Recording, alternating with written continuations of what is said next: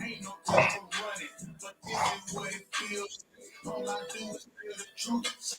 Some they call it real life. I know we fucked up now, but one day we gon' get it right. Kings of the earth, so it's time for us to live right.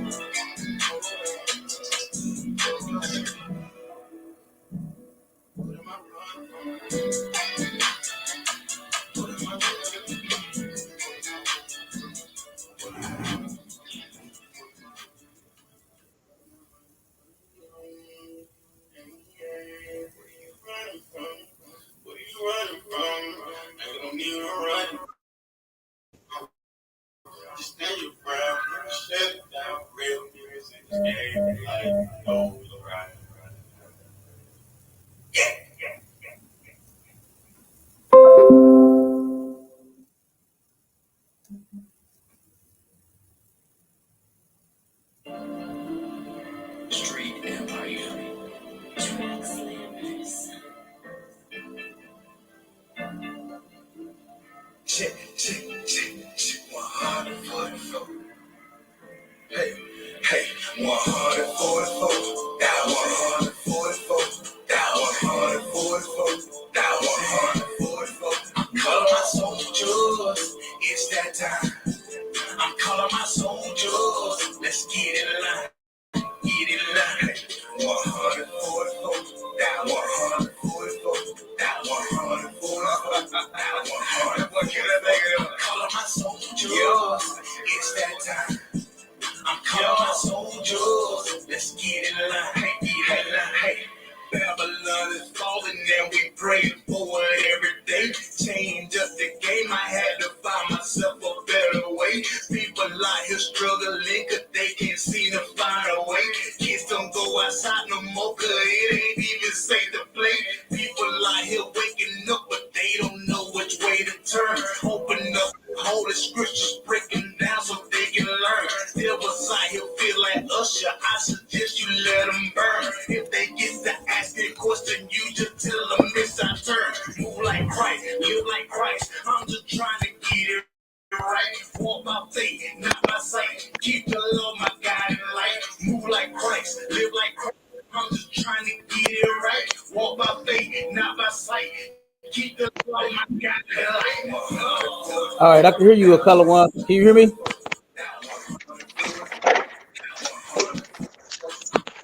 Okay, go on it. I know you play, so go on it. Look. See you. Not.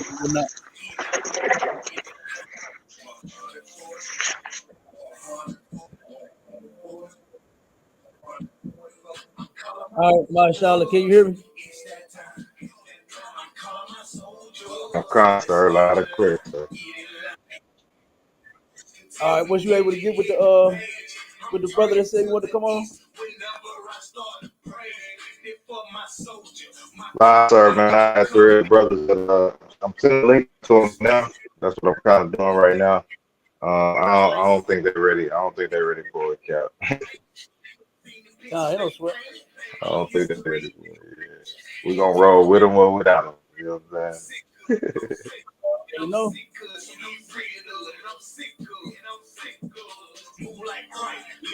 They was talking a good game, but you know what? When it get to that time, you know, Hey, some look, brothers ain't ready.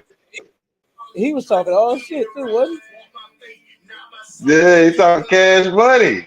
I thought he was ready. Backed out at the end.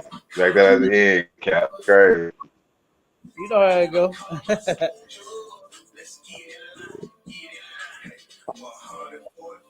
So I'm still trying. I'm gonna keep trying to pull some brothers on. I'm gonna try to keep trying, but we'll see. Nah, it don't sweat. Okay.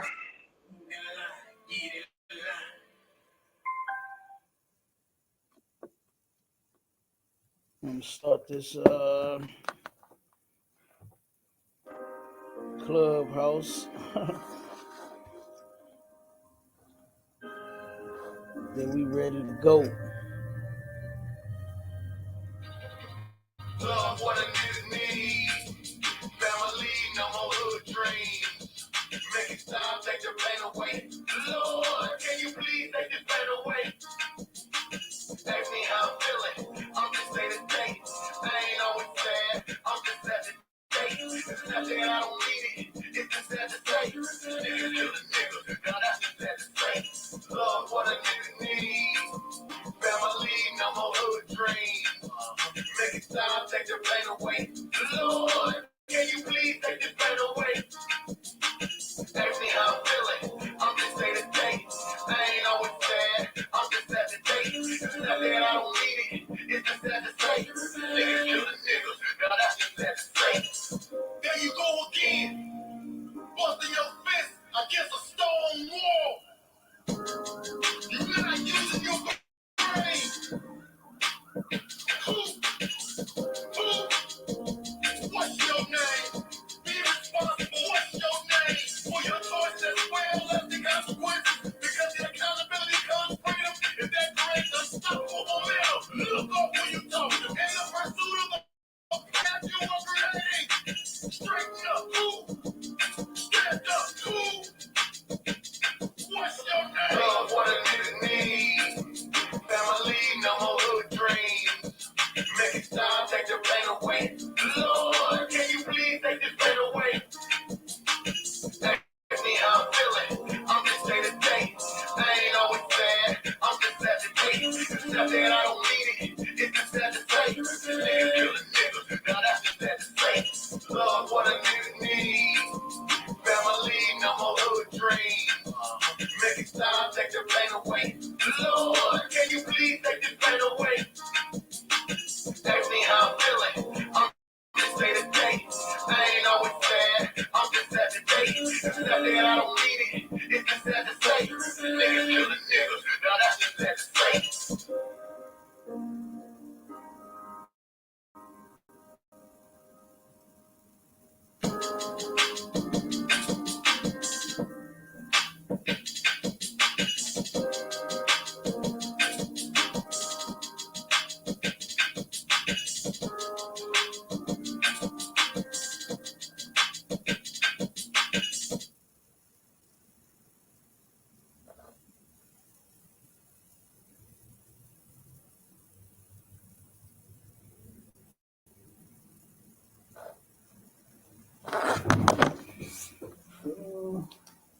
Good.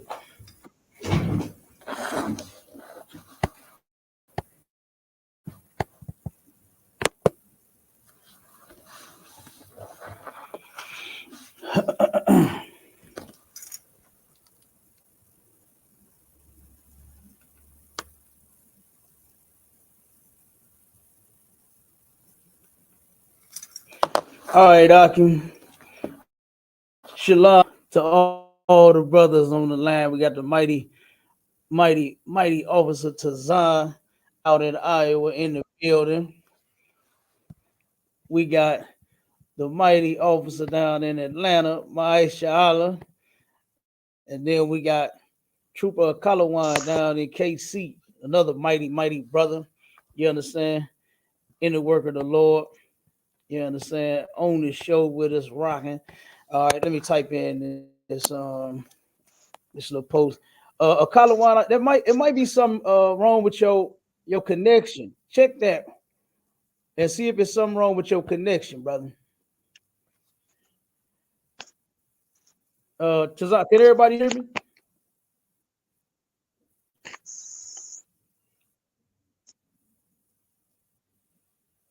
Khan, sir. I can hear you loud and clear, sir. I'm on my phone, so yeah, I can hear you pretty clear. I can hear you now too, sir.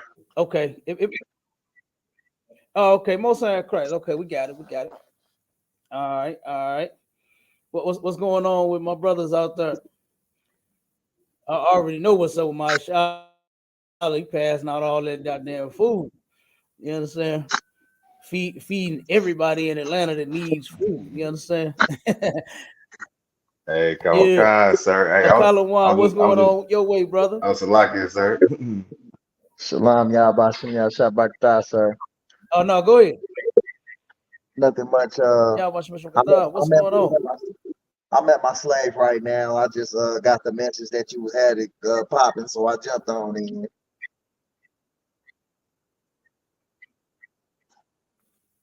God damn right. And the white man is the devil the Bible speaks of. That's Kind that's why of. priests and prophets of the Lord is at slavery. You understand? Slavery. The white man is the devil. You understand? We got the line going real quick. Mute up a column one and get a little feedback. So whenever you're ready to speak, just come on, mute Salaki. You know how to do it. So if you want to call in to the conference line, right, the number is 712-832-8330, and the access code is 9101409. If you want to text, say that you don't want to be live on the conference line or on the live, you can text your questions or your comments, whether you agree or disagree, to 314-696-8288. All right. And then you can also go to Paradigm Shift TV 314, and I am about to share the link if you want to come on the stage. You understand? Be live on the show. You can do that. And we on, like I said, TikTok, we on Facebook, we on Instagram, we on what's that? Twitter, X. You understand? We on all the sites streaming right now. So if you got any questions, any comments, type them in. I'm gonna go to TikTok in 1 second and see who all has commented there.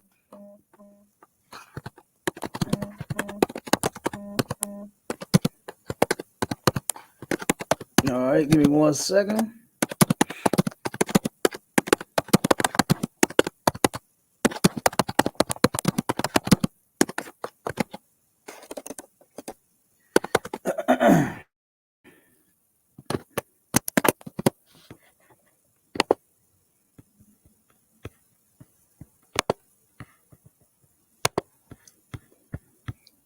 All right. Let me go in. Like I said, if anybody got any comments, type them in. Let's get it. All right, we got a lot of viewers on the TikTok.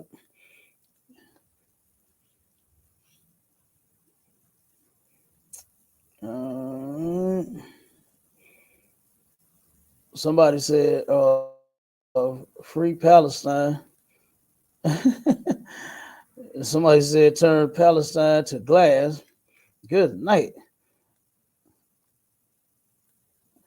And then Palestinian said he want to say something. Go to Paradigm Shift on YouTube. Go to Paradigm Shift TV 314 and follow that link, and you'll be able to come on and say whatever you want to say. All right, we welcome all comments, all questions, whether you agree or disagree. It don't matter. You said seal. Let me see. Prosper Vania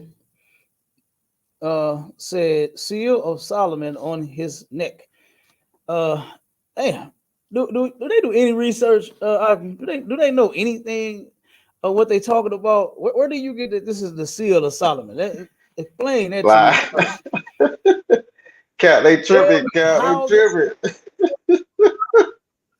Let me show how I get down. You understand? The post form. You hear me? Real picture. Now go ahead. Take a picture of that and tell me how that is the seal of Solomon. Yeah. Come on with it. Prosper Vanilla. Yeah, right. And if you don't answer, I'm gonna Out call here you tripping, Prosper. cat. But Let's see. Man. Is this a teaching? Yeah, this is a teaching. We're going on the topic today. We're about to get to that in 1 second. We're waiting on a guest that we're supposed to be having on. If the guests don't come on, we're gonna get started. But yeah, what we're talking about today, today's topic is if Christian pastors follow Christ, then why do they defile children? All right, 1 second.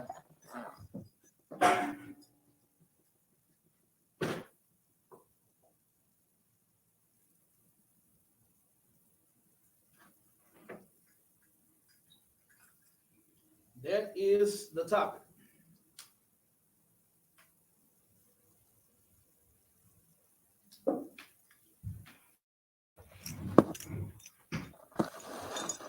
All right, I'm back.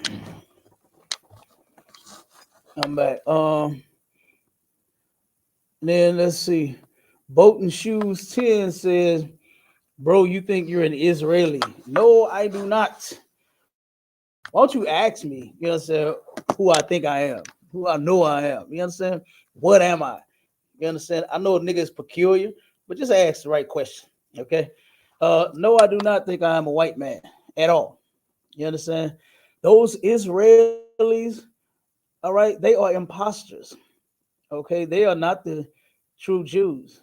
They are not the chosen people of the Bible. You understand? They're not them, and I could prove that in so many different ways if you would like, you know. But no, I don't think I'm an Israeli at all. You understand? I'm an Israelite. Oh, you So like, go ahead, brother.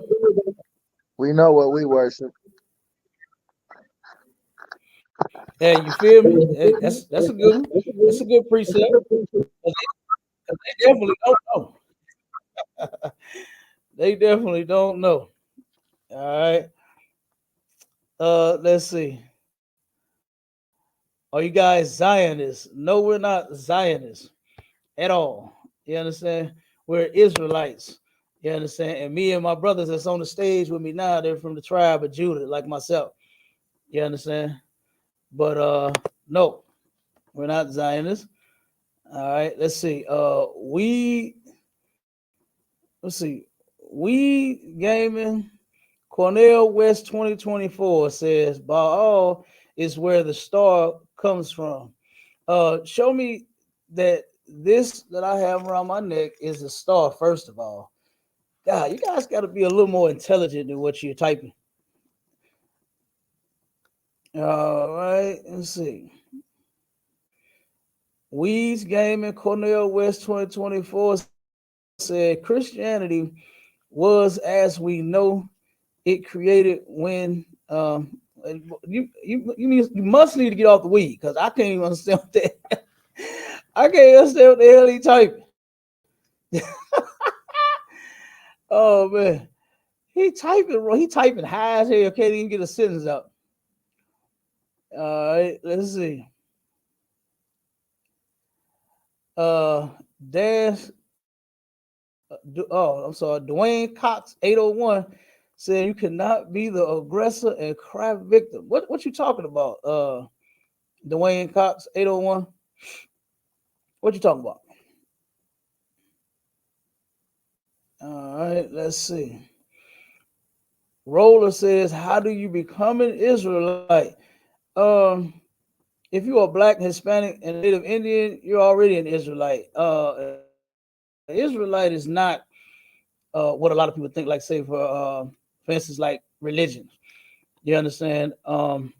It's not what you think, you just go join like a Baptist church or Pentecostal church, apostolic church, stuff like that.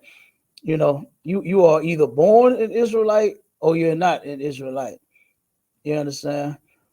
But if you want to know more, you can go to ISUPK.com or you can join the live right now on YouTube at Paradigm Shift TV 314. You can join us live there. You understand? You can come on stage. We'll ask you questions if you want. Or you can look us up, ISUPK St. Louis, get the number. You understand? Call us, and if you got any more questions, we can ask you then. There's plenty of ways. All right.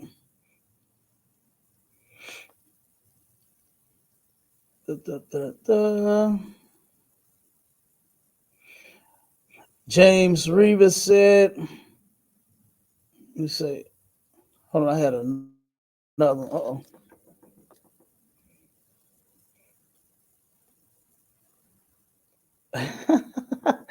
James Rivas 282 said, y'all just popped up all of a sudden in the 2000s. LOL. Yeah, that is a LOL. Laugh the hell out loud because, dude, we've been around since 1969. Goofy. What's he talking about? Hey, where do they get their information from, Akim? Huh? Do they go to Wikipedia and trust all that they see on Wikipedia or something? All right, Malak bin Ya. Now you know he don't know what the hell he talking about. His name is bin Ya. Malak bin Ya. He said it is seal of Solomon for witchcraft.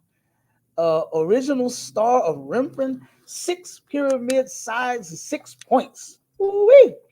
Okay, now again, I asked you, can you prove that? All right, prove that. Then boss Big Block said, I see you worship gold. Damn, you can't even wear gold.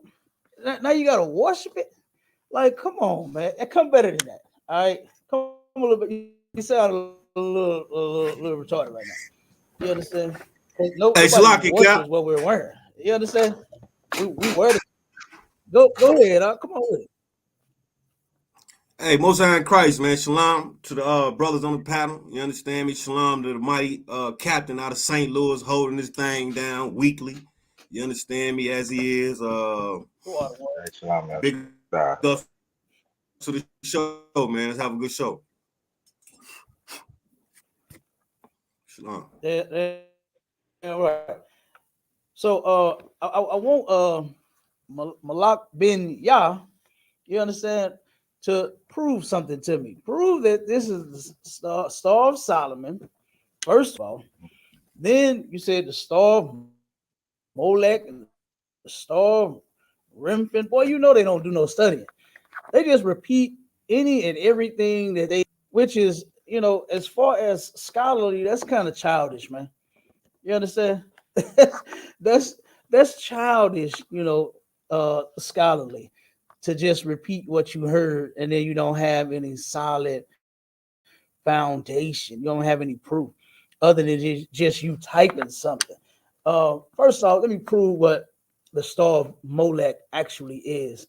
So you won't be scared, and then so y'all won't be scared of all this old fly gold that a nigga be wearing. Okay, let me help y'all out. All right, I'm gonna do something that Damn you right, all do Cap. not do. Damn Is right. I'm gonna go and I'm gonna read definitions. Hell yeah. You know what I'm saying? I didn't repeat when I came into the truth. You know what I did? I didn't repeat anything that I had ever learned about the Bible at no time. I already knew just from listening to the men in the ISUPK that everything I had learned was complete trash. And that's what I did with the things I had heard before. Is I took it and I put it where it belongs, in the garbage. You understand? Because what you think the Star of Molech is not this right here. It's not this. This is what you think it is. But I'm gonna tell you what it is.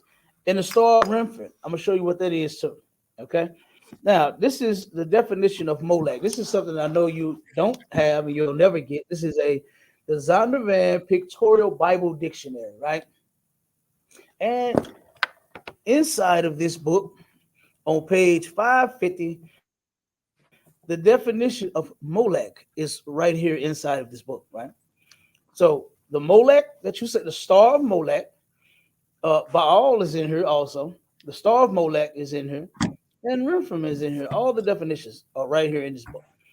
And it says this. It says this is the definition of Molech, a heathen god worshipped especially by the Amorites with gruesome orgies in which little ones were sacrificed. So what these heathens used to do in order to worship their God, what they would do is they would molest and sacrifice children, little ones. That's what it's talking about.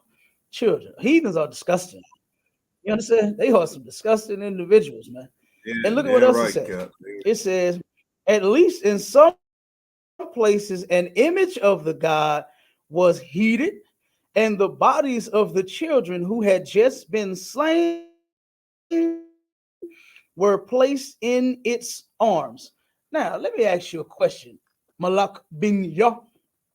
Is that how you pronounce it? Malak bin Yah. Does this have an arm on it anywhere? What has arms?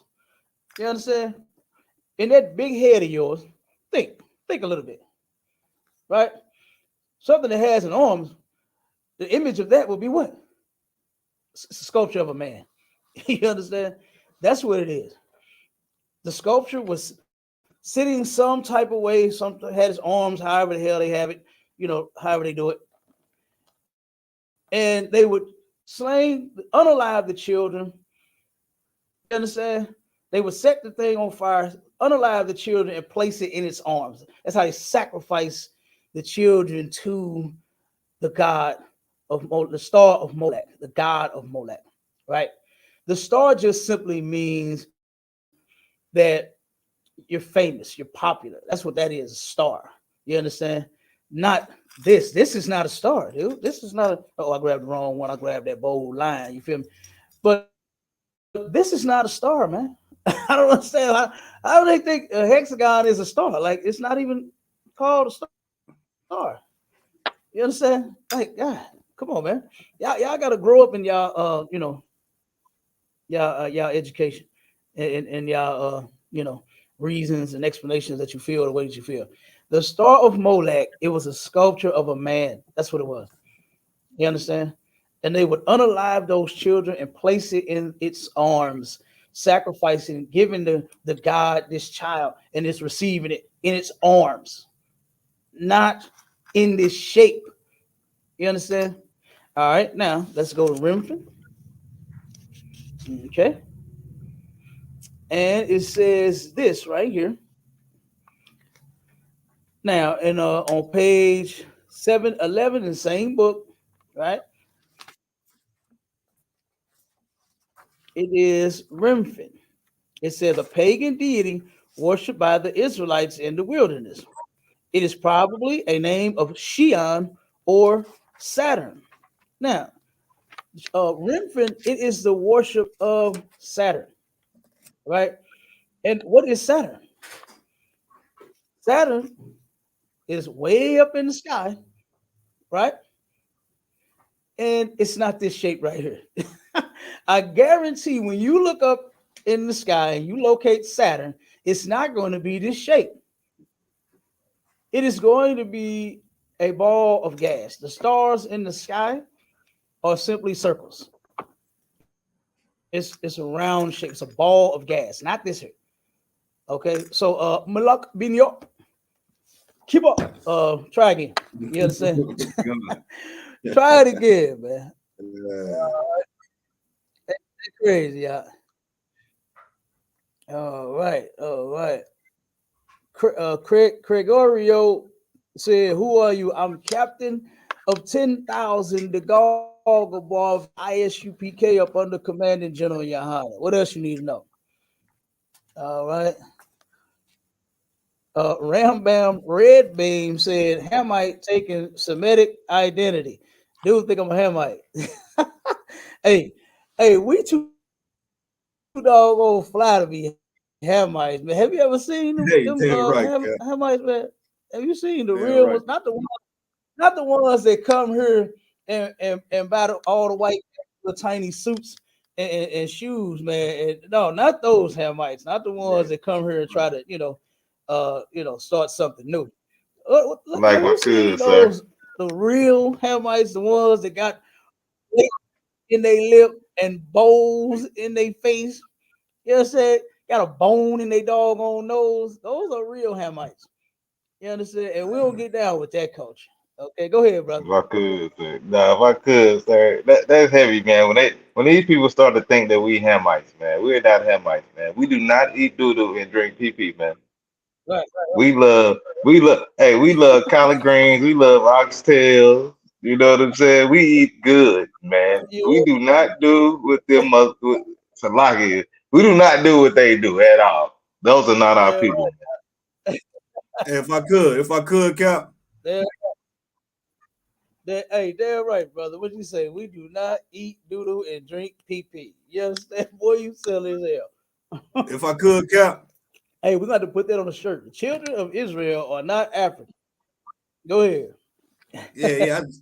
I just want to piggyback off what y'all was bringing out, man. The captain and my Aisha Allah, man. I just want to piggyback off that, Go man. Maybe the brother getting mixed up that them Hamites do try to invade our culture. You go ahead. understand me?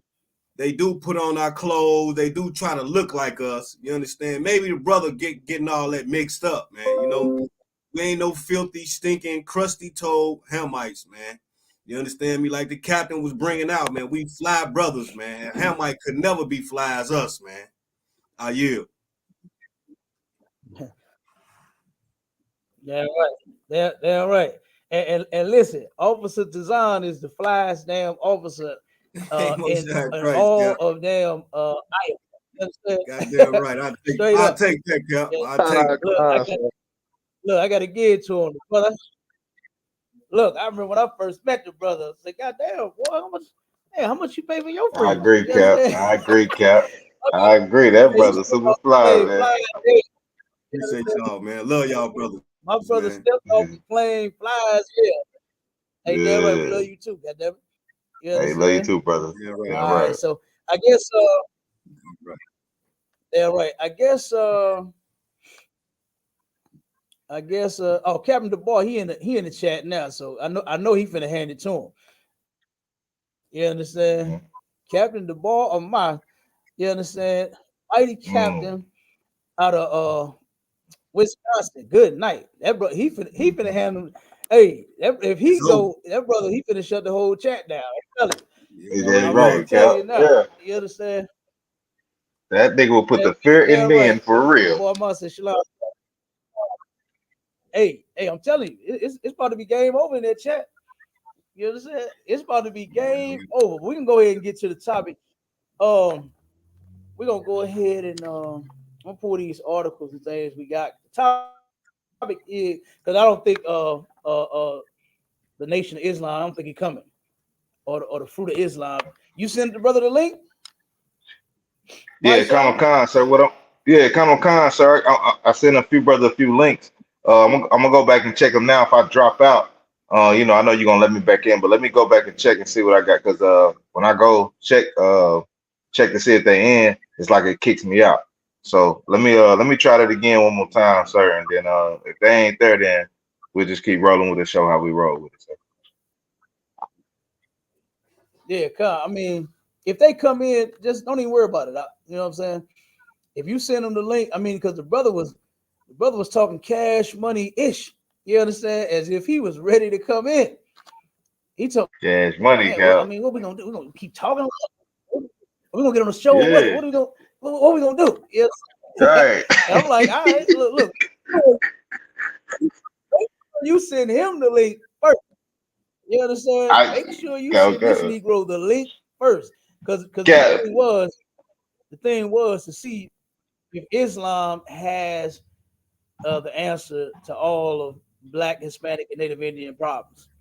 You understand? If I could, So Cap, if maybe I he could, real didn't study quick. enough.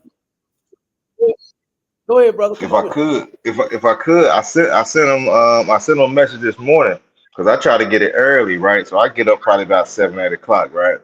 And I said, hey, I'm gonna send you the link to the radio show. He said, nah, y'all trying to set me up. I said, set you up for what? It's a conversation. You know what I'm saying? he don't want to deal with it. Hold on now. So me, you, and him had a discussion about what we was gonna talk about, and we trying to set him up. That's what he told me, Cap. That's what he told me. Hey, you know what? Hey, Commander Junior Hunter don't raise no cowards, man. You understand? Yeah, right. Cap. And you see what religion does to brothers, man. Make them weak. You know. Now this the same brother that was talking all that ish But he was rushing us off the phone trying to rush us to hurry up and get on the radio show. But nigga, it's Saturday. The show ain't till tomorrow. Like, you know what I'm saying? We ain't doing the show today. Hey, Salaki, and he rushed us to the radio show, but then now he talking about we trying to set him up. When we talked about what, it ain't like we just came up and said, "Hey man, just come on our show, man. We'll just have a talk about something." We told the brother the topic, and now we trying to set him up. Good night. Okay, go ahead, go ahead, Sazan. Yeah, if I could. When did y'all talk to the brother? Was that today or yesterday? Are you here? Oh, that was Saturday. That was Saturday. We talked to the brother. I had a conversation with him. I was on the phone with him. Me, Officer Maishala, and this brother from Islam was on the phone. We was talking. You understand? Not no texting, not no typing, not no posts, not no clubhouse. We was actually on the phone with each other. And like I said, the brother was urging us off the phone so we can hurry up and get on the radio show as if we was doing the live that day. You know, the brother was like, "Man, what are we gonna do? We're gonna keep talking, or what are we gonna get to it?" And we told us. but now he said we try to set him up. Yeah, I just, man, look. Listen, hey, I expect that. I expect that, man. He ain't want no smoke out. Nah, he don't. He doesn't know he ain't got no answer. He knew he had no answer when he said that. You know what I mean? He turned around, knew the topic, knew what we was discussing, all of that. Wasn't nothing, no trick, wasn't nothing, no nothing. You know? So it is what it is. You understand? So that's why I said we can just move on. We ain't got to worry about it. You understand? We can get to the topic. Right, you feel me? Right. And the topic is if Christian pastors follow Christ, why do they defile children? You understand? And we're talking about black ones, white ones, all the pastors. You understand? Because a lot of our people go to white Christian churches too. You understand? A lot of them go to those churches as well. Okay. And it's terrible. You understand? Like, you should really be able to see that Christianity is not the way. You should be able to see that by their leaders. Why are all of their leaders infatuated, man, and got this nasty, sick, disgusting lust for children? I don't understand that. When, like, look at some of the churches. You understand? Like, I'm sure brothers have been to them. Don't go to none now and try to look now. You understand? If you out of there, stay out. You understand? Or if you in there, you better get out. Okay? But I'm sure everybody is going to church, right? I used to sit in church and I used to see all the finest women in the church, man, all sitting up at the front row, dressed to impress, looking good, smelling good, sitting there waiting, trying to holler at the pastor. And then something else I turned around and found out is that the pastor wasn't worried about them fine women that were sitting in the front. He wasn't worried about no woman. He was worried about getting with a child, man. You understand? And that is disgusting. I don't see how these people call them men of God, godly men, men of the Lord. You understand? Whatever they call them, whatever title they give them. I just don't see why you do that. Because none of these preachers actually follow Christ. Because if you did, what's that button they came out with a long time ago? What would Jesus do? Jesus, for damn sure, would not molest a child. We know that for a fact. You understand? We know Jesus would not do that. But somehow all of the people that follow Christ end up doing it. When you do a little research on the people that molest children, and you ask them, you understand, what is their religion? They'll all say that they believe in Jesus. They'll all say that they're Christians. They will all say this. But somehow, some way or another, you got a sick, nasty, disgusting, perverted lust for a child.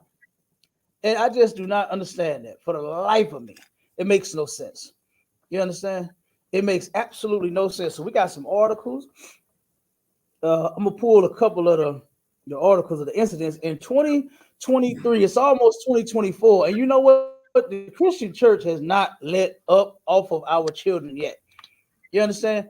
Like, during the pandemic, me and Officer Bond, right, went through so many different articles, man, article after article after article after article of preachers molesting children. Now, if everybody knows about the COVID-19, the pandemic, everybody in the world was dying, right? Everybody was about to die. Everybody was dying. Everybody old, young, everybody was dying in COVID-19. And do you know what Christian preachers could not do? They could not keep their sick and nasty hands off of children, man. We read so many articles during the pandemic, it'll make your head spin. You'll probably get sick.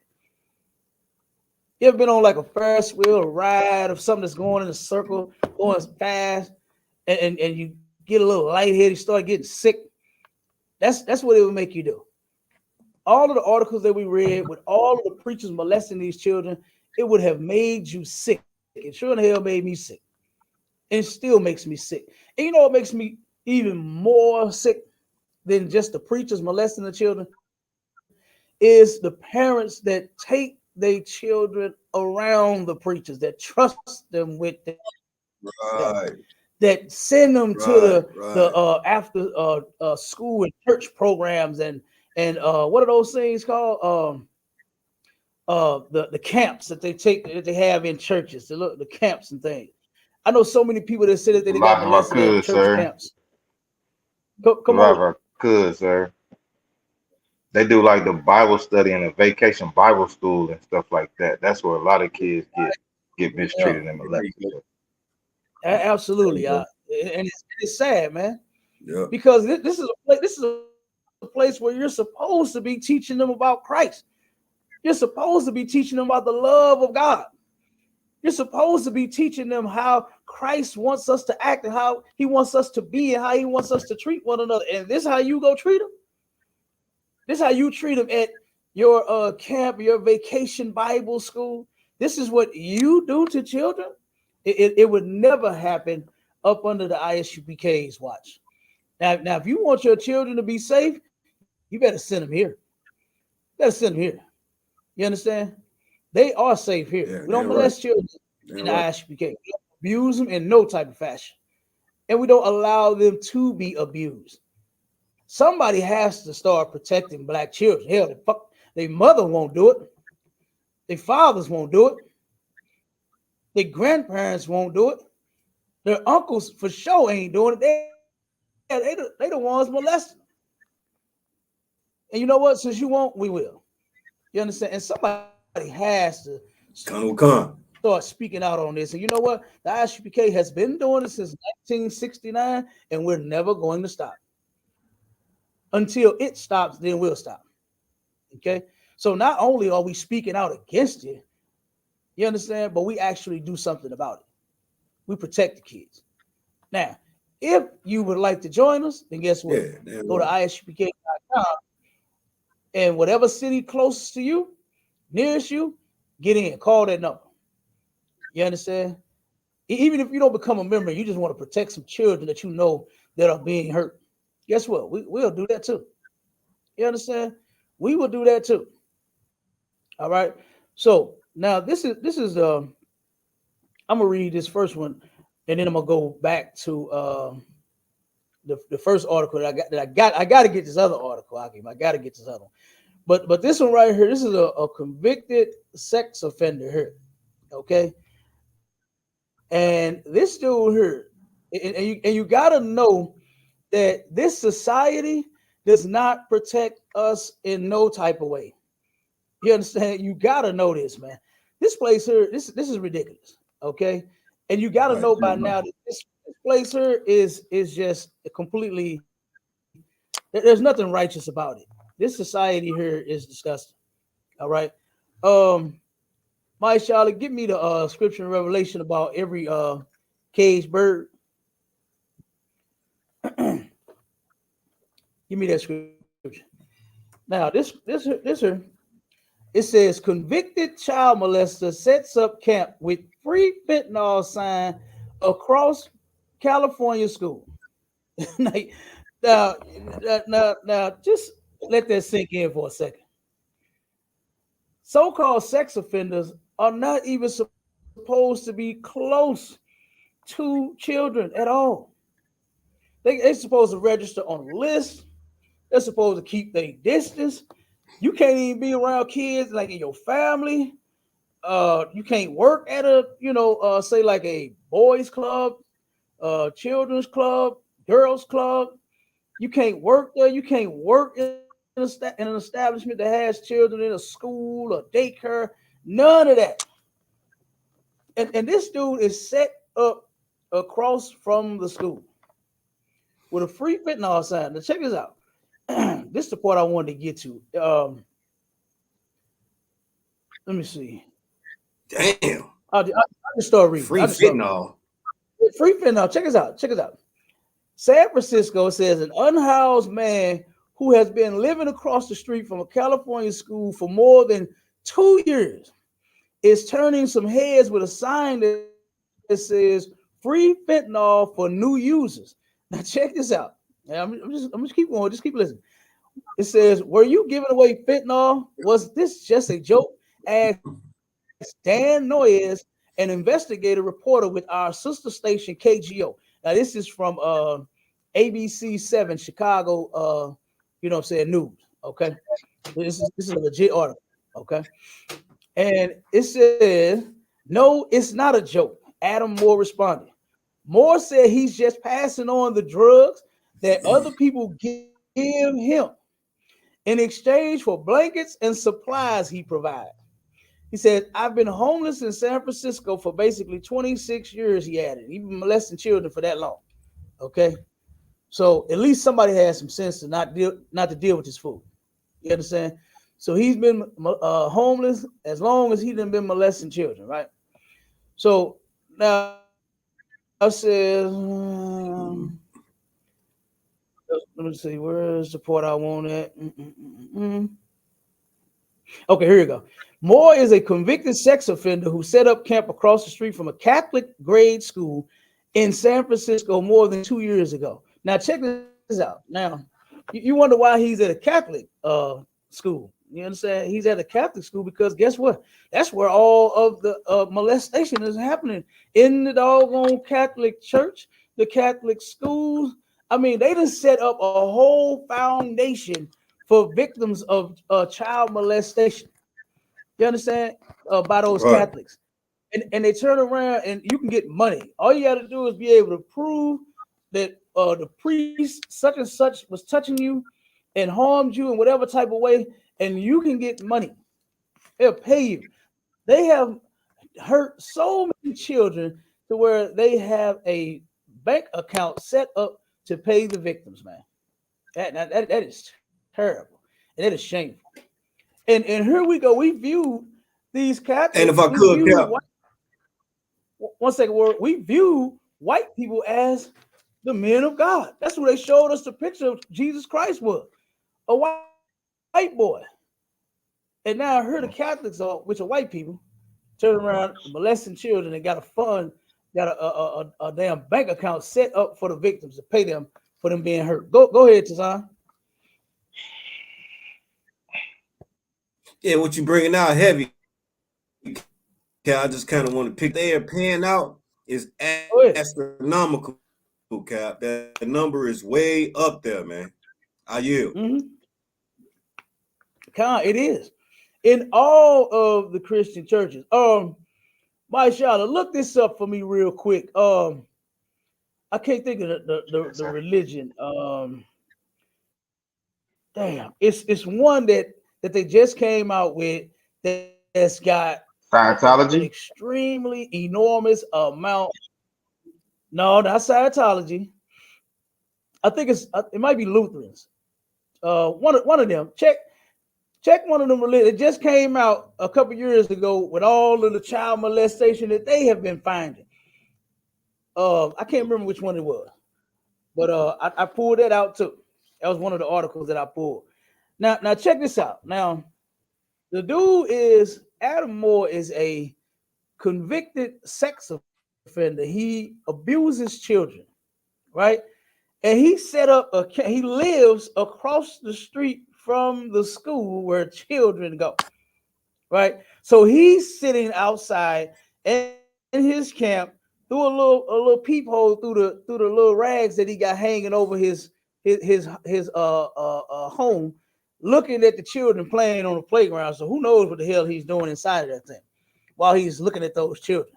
Now, they got a sign, right? Says fentanyl for sale. Now check this out. Yes, Now, sir. he abuses children. He's across the street from the school. That's not what made them move him. Check it out. It says, but it was his signs offering free drugs that had authorities moving him out on Thursday.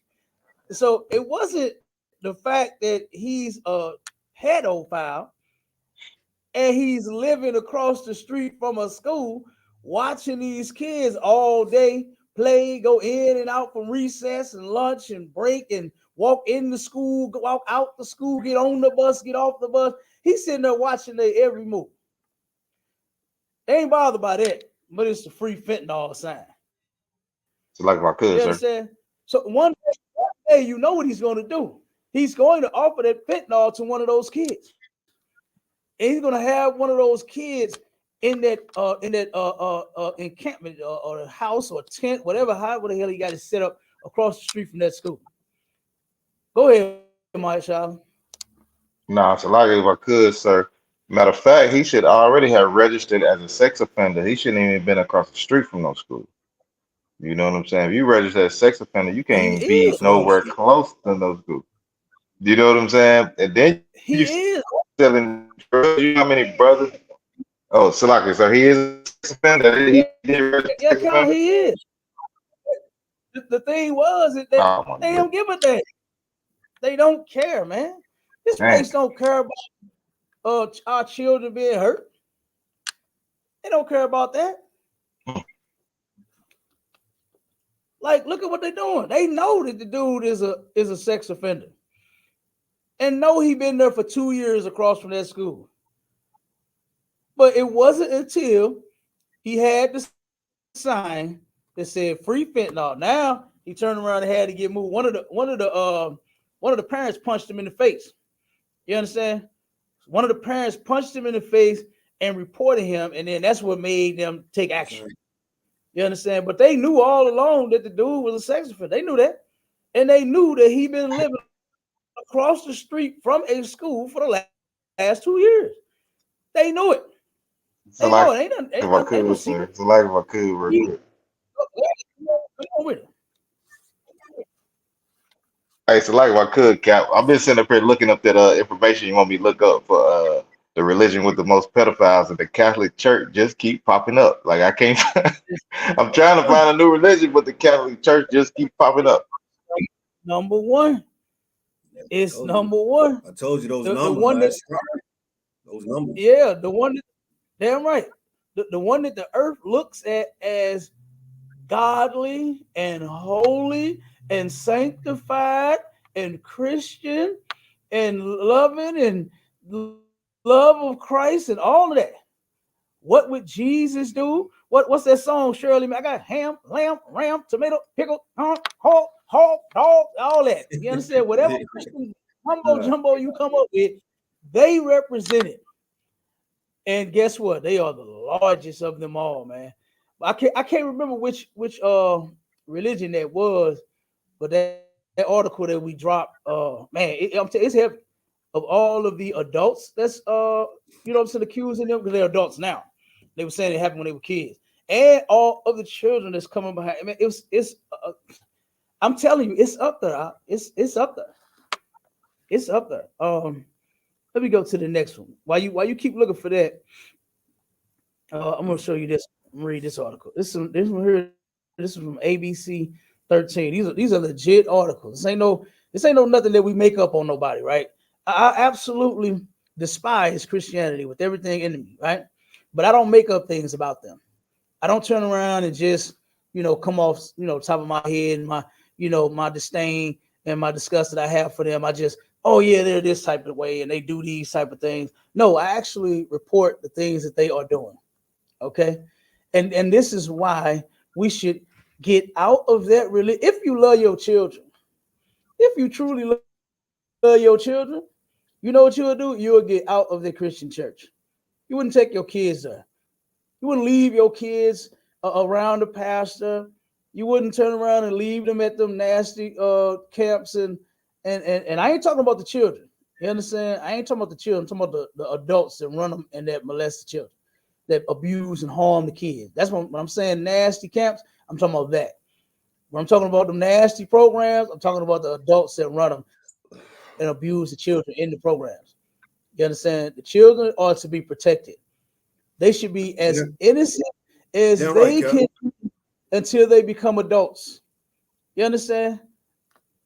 Their little bodies should not be tampered with at all by any adult. Okay?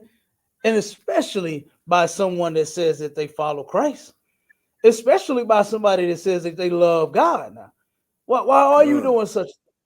Why are you doing it? You understand? It's disgusting, man. Now, here's the next one. It says, pastor accused of making girl perform oral sex at 7 years old, having his baby at 16. Like, good dog on night.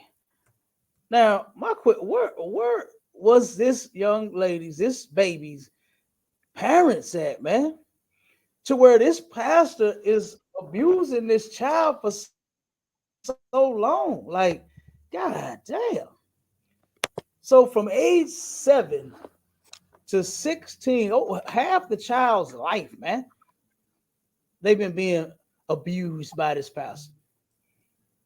Half the child's life, man. Now that is terrible. All right. Now, this is down in Houston, right? Houston, Texas. Yeah. It says, okay. All right. It says this. It says, court documents show 39-year-old Robert L. Carter, a Houston-based pastor, is in jail for allegedly sexually assaulting a family member hundreds of times over a decade and impregnating her. You know how many hundreds of times they said that this dude did this to this baby, man? 600. This dude is disgusting, man. Complete pervert. Over 600 times, man. That's what this dude did. This is the pastor. This is the Jesus freak. Yeah, he's a freak, all right. This is the hallelujah guy and the praise and worship guy and all of this nonsense. This is the pastor that go around preaching, yeah, thank you, Jesus, hallelujah, tell the Lord. It's like a jungle sometimes. Yeah, it's a doggone jungle, man, because you are an animal. Right. It's definitely a jungle, man, because you are an animal. This pastor, Robert L. Carter, is an animal. And he belongs in the jungle all by his damn self with other animals. You understand? That's where he belongs. It says the sexual abuse started when the child was 7 years old, according to the documents. Carter is accused of performing sexual acts with the child and making her perform oral sex on him. Carter is also accused of trying to bribe the child with candy for these sexual acts, which he says she refused. You know, she says she refused, right? The child was trying, you understand, she's supposed to be protected. And she's trying her best to protect her damn self. But she's a child, man. You understand? She's a child. She's trying to show him in some type of way she's not with him. Go ahead, Doc. I had read that story. What was that story? Was that story out of St. Louis or something? No. This out of Houston. It's down in Houston. Yeah, this particular story. But it didn't happen here too. It happened here in St. Louis. Like if I could, sir. Go ahead. Hey, so like if I could, sir. And with this, and it's heavy what you're talking about because we got a very, very, very wicked holiday coming up with Halloween.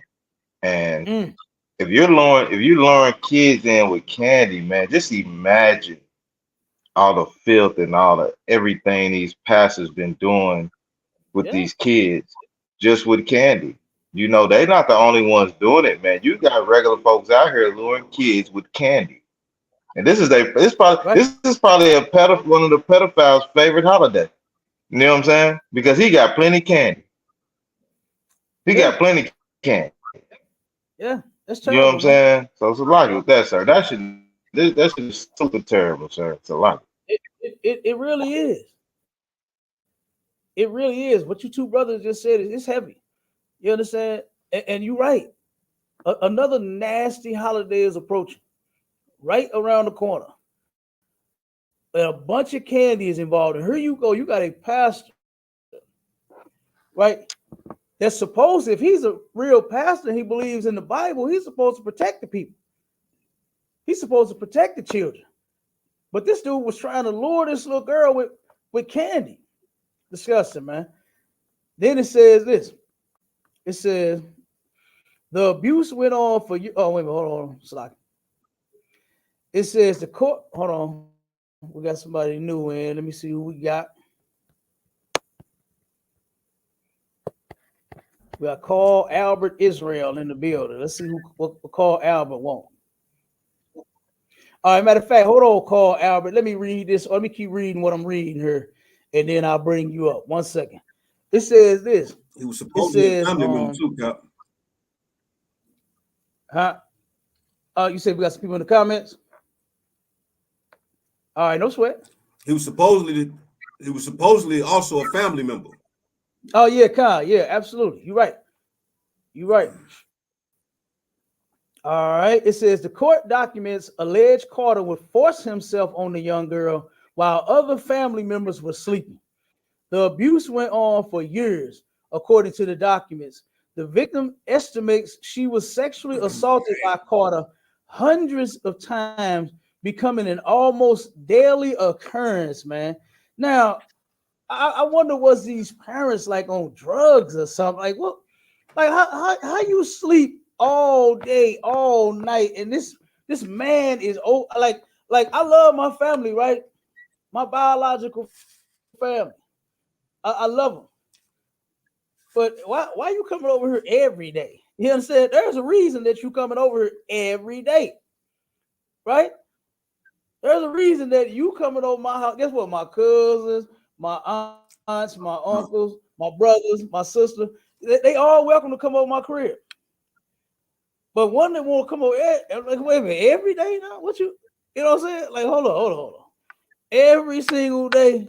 And they didn't have like no question, no nothing came in their mind. Nothing. And then it says this. It says the victim said when she turned 12, Carter started to rape her. She told investigators that Carter would stop at an HEB store on the way to school and sexually assaulted her in the back parking lot. This child she ain't lying, man. This child is not making this up. You understand? She ain't making this up. In no way, shape, form, or fashion do I believe that. Investigators said in the court documents that the victim told them Carter would take her to a church he worked at in Sunnyside to rape her. When the girl turned 16, she reportedly had Carter's baby. She told investigators he dropped the newborn off at a nearby fire station. You understand? So the baby, now they got to go find this baby. And guess what? If he dropped that baby off at a fire station, they could trace that child. They gonna find the child because he had to sign. You can't just drop off here, take this baby. You understand? If he gave that baby to that fire department, guess what? They're gonna find out. They're gonna find that baby and they're gonna test that baby and they're gonna find out it's his. They're gonna find out that child is his. And then guess what? He's in jail now. Of course. What are you on? Like $1 million bail, I believe. You on that bail, and guess what? Lord will he stay in there. You understand? This is ridiculous, man. Like this is what's going on in the church. The dude turned around and was taking the child to the church to abuse her. Like that's disgusting, man. That is disgusting. All right, I'm gonna bring up Carl Albert Israel for a second to see what the brother want to talk about or what he want to say or if he want to listen in. Salakia, sir. Let's see. Peace. Call Albert. You on the stage, brother. Shalom, man. Peace. I was just stopping through because Hold, y'all hold, dropped. hold on 1 second. One second, bro. 1 second. Okay, one second, call. Give me 1 second. Kalawan, go ahead, brother. Sir, that guy was a black guy, sir. God, it was definitely a brother. Sir, so they was gonna send him to a regular prison. They send those priests to another school.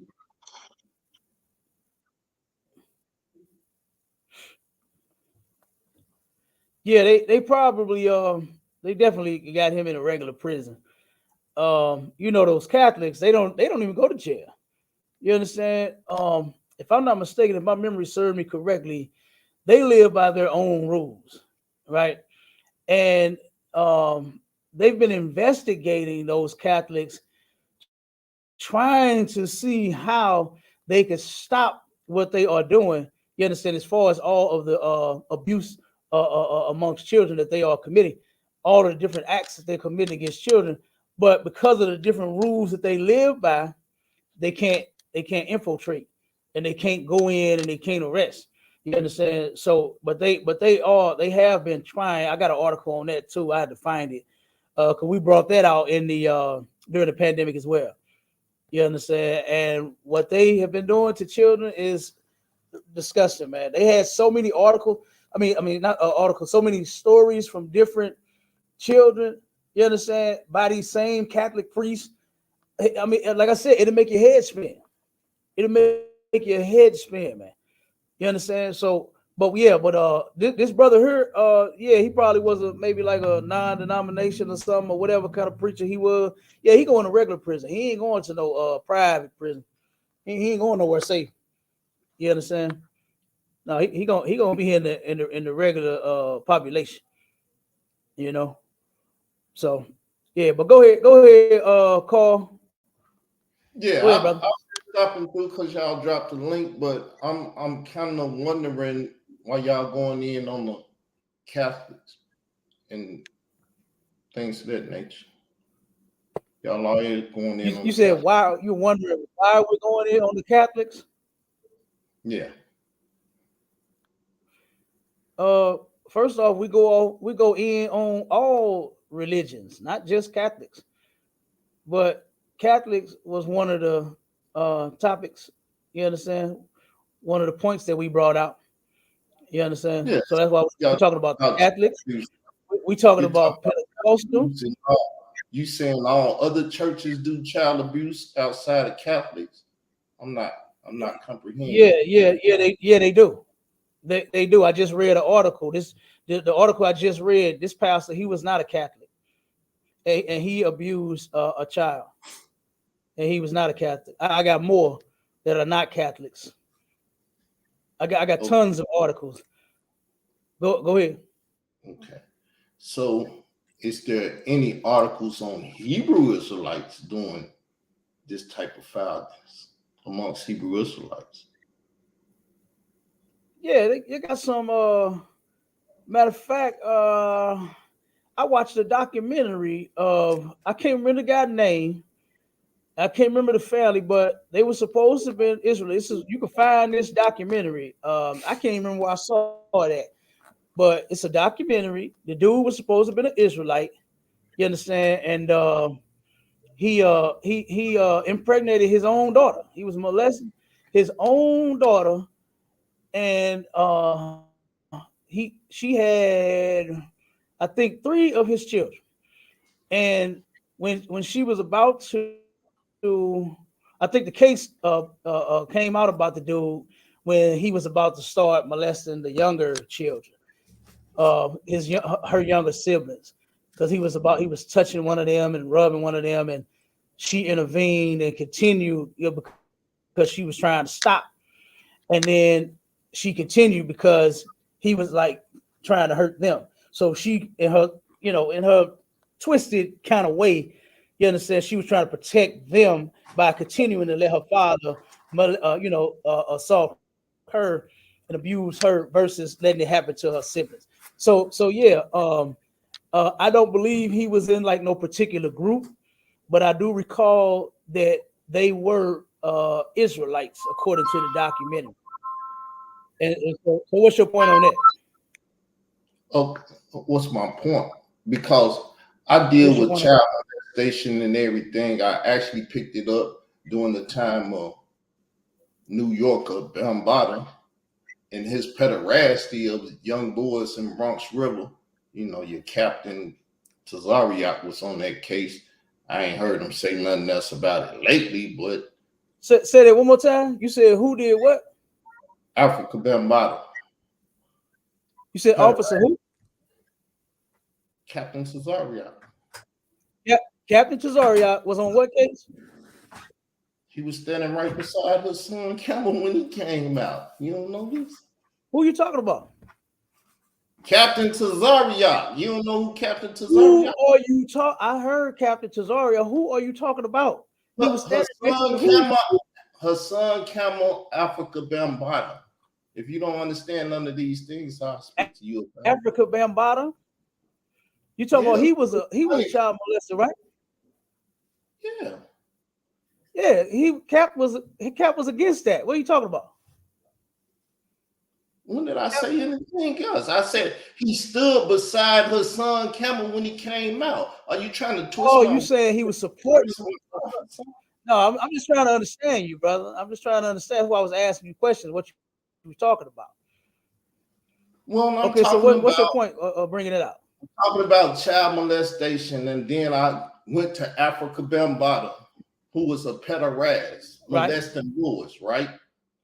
So I'm not saying 1,000 words. I'm saying simple words dealing with a simple subject. Child molestation, Africa Bambaataa, molested little boys. Captain Tazariak stood beside the victims, her son Camel, Ron Savage. That's all I've said. Okay. Okay. Yeah, you did. Yeah, and that's I said that earlier. You understand that we actually speak out against and protect the children. We actually do it. You understand? And Captain Tazariak, you're correct. He absolutely stands beside the victim. You understand? So I'm gonna be out. I don't want to cause no confusion. It seemed like I brought confusion. No, it's all good. It's all good. No, you cool. It's all good. I gotta go. I don't want to cause no confusion. All right. Well, if you got a roll, shalom, brother. Okay. Yeah. So again, like I said, the ISUPK, we the only ones that's doing it. You understand? I don't see nobody else doing it. You understand? That's an excellent point that he made. Yeah. What was he so scared about? Tazariak stands beside. Huh? No, he was just saying that Captain Tazariak stood beside. What was the whole point? What was he scared about? What do you? I don't know. That's why I was asking him what was his point he was making. You understand? So like if I could, Cap. Go ahead.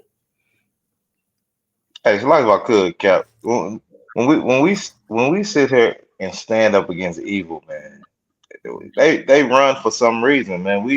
We're doing nothing evil in here. So you can kind of try to bring that little contention if you want to, but we are righteous, man. We stand against righteous things, man. We don't stand against evil, brother. And for you to say why we spoke on it, what are you talking about? Why you keep asking about what we speaking on? We speak against all evil every day. That's why we have classes in the ISUPK Atlanta every day. We speak against evil every day. Like, I don't get what some of these brothers be talking about when we say we don't speak on nothing and we don't never say nothing. We do it all the time, sir. We do it all the time. My brothers hold it down in every city all the time. So don't say we don't speak against no damn evil. That's what we do, man. So like if I could. Hey, that's all right. And in the hood of St. Louis, we say every day. You understand? We speak out against this every day. Ain't a day that we don't speak out against it. It's every day. We speak against all of it. You understand? The Catholics, the Apostolics, the Pentecostal, the non-denominational, the Israelites. You understand? Whoever you are. Well, I don't even understand where he was coming from. Why are we just talking about the Catholics? We talking about all of them. the brother that we just read, the first dude wasn't Right. a Catholic. They didn't say nothing about him being a Catholic. He was across from a Catholic school. He was a pedophile across from a Catholic school where children are known to be abused at, predominantly in the Catholic churches and schools. So that's how Catholicism got brought up. That's how we was on them. And then we just continue. If I could, yeah. Come on with it. Yeah, what you bringing out, what y'all bringing out heavy, man. The brother is are they mad because we bringing out the truth? All we doing, you reading it out of the book, out of the notes. What is the problem? You know what it was? He's a goddamn Catholic himself. Yeah. Khan, sir. Hey, he might be. He might be a Catholic, or he might have that love and that undying affection for our oppressor. You understand? That's probably why he said that. God. You understand? God. you probably right. Cap. You know? Yeah. Look. Negroes don't want. They don't want. Because we weren't saying nothing against the Catholics. There you go. Yeah. So they don't want their white daddy exposed for the sick and nasty and perverted bastard that he truly is. So yeah, they do come on. You understand? Yeah. Slovakia, sir. Go ahead, brother. I felt like he was in a defense. He mentioned Africa Bombada, and it was like he got in his feelings about it and just wanted to leave.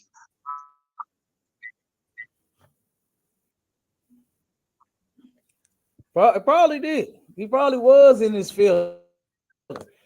Someone he don't know what we talking about, dude. If you listening to the article, you should know very well what we talking about.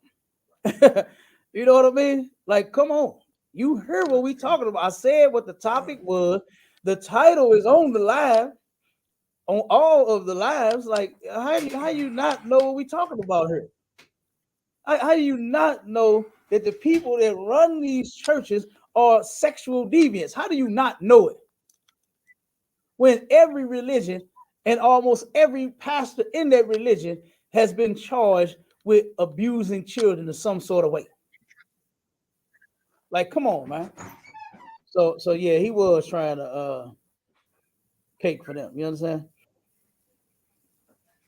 Yep. Hey, so like if I could, sir. Come on with it. Yeah, so like if I could, I just had one of the brothers hit me up, man. He said he's gonna click in on the link. So if you see him, I think his name is Stephen Penn. And the link, if you see him come in the link, bring the brother up, and you know, he wanted to chime in on a few things. So. God, no sweat. I'm gonna start reading until they come on. All right. This is the next article that we got. It says they don't look like monsters. How pedophiles hide in the church. Right? And let me just get to the meat of this one. It says sex offenders only very rarely sneak into a house in the middle of the night. More often, they come through the front door in the day as friends and neighbors, as Boy Scout leaders, priests, principals, teachers, doctors, and coaches. They are invited into our homes time after time, and we give them permission to take our children on the overnight camping trips, the basketball game, or down to the Salvation Army post for youth activities. We give permission because we don't recognize these people as predators, because we think sex offenders are monsters, and surely we would recognize a monster, wouldn't we? That nice young minister, one second, that nice young minister who runs all the youth programs, the one with the crooked smile and the thatch of brown hair over his brow, the one who visits the elderly and gives the poor money from his own funds, surely not him. He could not be a child molester with 90 victims while he's still in his 20s. That good-looking, polite young man who just wants to see the motorcycle for sale in the backyard, surely he couldn't be a rapist with a knife in his hip pocket, waiting for you to turn your back to pull the cover off. And it says the reality is indeed scarier than any fictional monster Hollywood could come up with. Horror director George A. Romeo once famously said, "I've always felt that the real horror is next door to us, that the scariest monsters are our neighbors." We don't want to believe that the evangelist standing behind the pulpit could be a predator, or that the Christian school basketball coach is a rapist, or that the friendly bus captain has ulterior motives. But we have to be aware of that possibility. Like any animal, human predators often disguise themselves, blending into blending into the surroundings and awaiting the right time. The only difference is that their camouflage might be a suit and tie or neatly combed hair. This is why it's somewhat understandable why so many refuse to believe allegations made against someone within the IFB. And it says, "How could I have been duped?" All right. And it says, "If they're so wicked, why do they spend so much on missions each year? I almost sent my daughter to his college. I did my research and would have noticed if something was wrong. No one wants to believe that they fell for a predator's disguise, and more importantly, they don't want to believe that a predator could even exist within their separated, safe, righteous, religious bubble." You understand? I'm gonna stop right there for a second, because somebody did join the live. But yeah, the thing is, like that last article that we read, it says that the predator was one of the family members. This dude was a family member. It was coming over every single day. You understand? Abusing this baby. She said it became an everyday occurrence, dropping her off at school. Before she got to go try to learn ABCs and 1, 2, 3s and being molested first before she go to school, man. And got to turn around and is expected to get good grades. And is expected to be on her best behavior. But look at what's happening to her. She said around the back of the school's parking lot. This is what this animal was doing to her. That's what this animal was doing to her, man. And this dude came on here talking about why we talking about the Christians and the Catholics, and then want to bring up Israelites as if we ain't against Israelites that do evil. We against Israelites that do evil too, Negro. We are all about Yeah, the right, righteous Cap. Black Indian community, man. Can't you tell? Can't you tell that we're against drugs, that we're against pedophilia, that we're against rape, that we're against Christmas and Thanksgiving and Halloween? Can't you understand that we are against Christianity of all denominations? That we are against every religion, Islam, Buddhism, all of them got child abuse going on in it. And we are against all of it. You can't see that? He thought he was going to bring up an Israelite doing something. And I was going, oh no, I ain't never heard no Israelite doing it. Come on, man. What are you talking about? Right. We are the only. That has shit to do with ISUPK anyway. Nothing to do with us.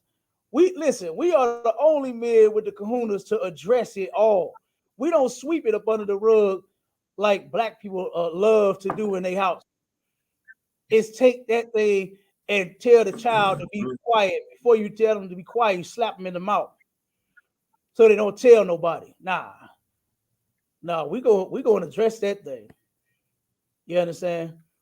We go and address that thing, because that's one thing that our children and the adults, you understand, that they've never had is any justice for the wrong that they occurred. You understand? The harm that they endure, right, they never get justice from that. And shame on your mother for telling you to be quiet. That's your pastor, that's your boyfriend. And slapping you upside your head, telling you go back in your room so he can molest you again. Shame on you for doing that. Shame on you for not believing that your brother could do such a thing. The uncle, the famous uncle that has to sit and the victim has to look at the damn predator every single doggone holiday and day and all of this family time and fun. When the child ain't having no goddamn fun, they being abused. And you silly and simple parents, you don't even address nothing that they say. You don't even look into it. You ignore it. All because it's a pastor. And look at what pastors are doing. This ain't nothing new. This ain't the first article that we got. This ain't the first conviction that it led to. This ain't the first one that got away with it. Because a bunch of them got away. Right. I saw a video that I wanted to play the video where a sister went to a pastor before he started his church service. The sister said, I couldn't take it no more. She said, I just can't take it. I gotta approach this man now. This man has ruined my life and my sister's life. That's what she said. And she goes to the pastor and she says, why did you hurt us? Me and my sister. He was like, hurt who? Me and my sister. She said, you know what you did. You hurt me and you destroyed us. Say you hurt us very badly. Say you destroyed our lives. And the pastor is playing dumb. He's, I don't know what did I do? What are you talking about? So the sister finally said, come on, man. She said, damn, just apologize. She said, you done did it. You done hurt us. You done did this. You know what you did. He said, you know what? Okay, I'm sorry. The dude apologized. Now, first off, I ain't Michael Jackson. I ain't paying for something that I said I ain't do. You understand? If I ain't do it, I'm not apologizing for it.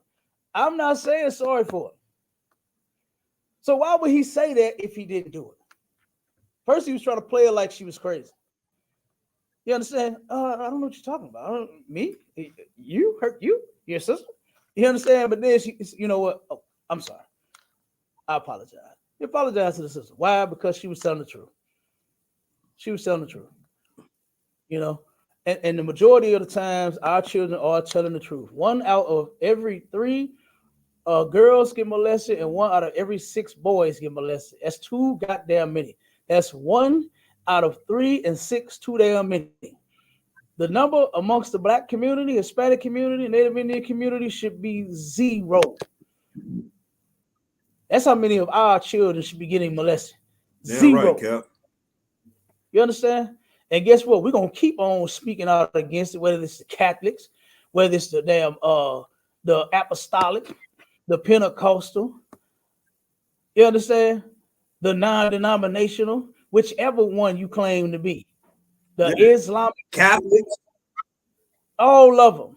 We're gonna keep speaking out against every last one of them until they stop doing it, until they get their asses locked up where they belong. Right. Man. You understand? That's where they belong, man. Those men are animals. You know where they belong? Right, animals belong in cages. Those animals belong in cages, man.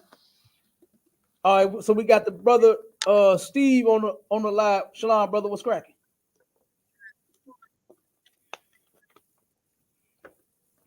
You can take yourself off mute.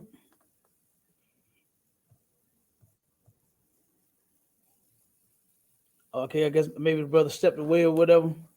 Maybe the brother ain't available.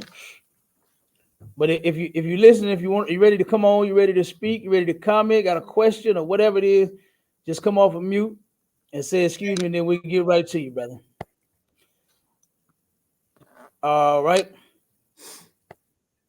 Okay, I guess the brother dropped. I don't know what happened. All right, so let me keep going with the article. It says the truth, and this is how to hide a pedophile in the church. You understand?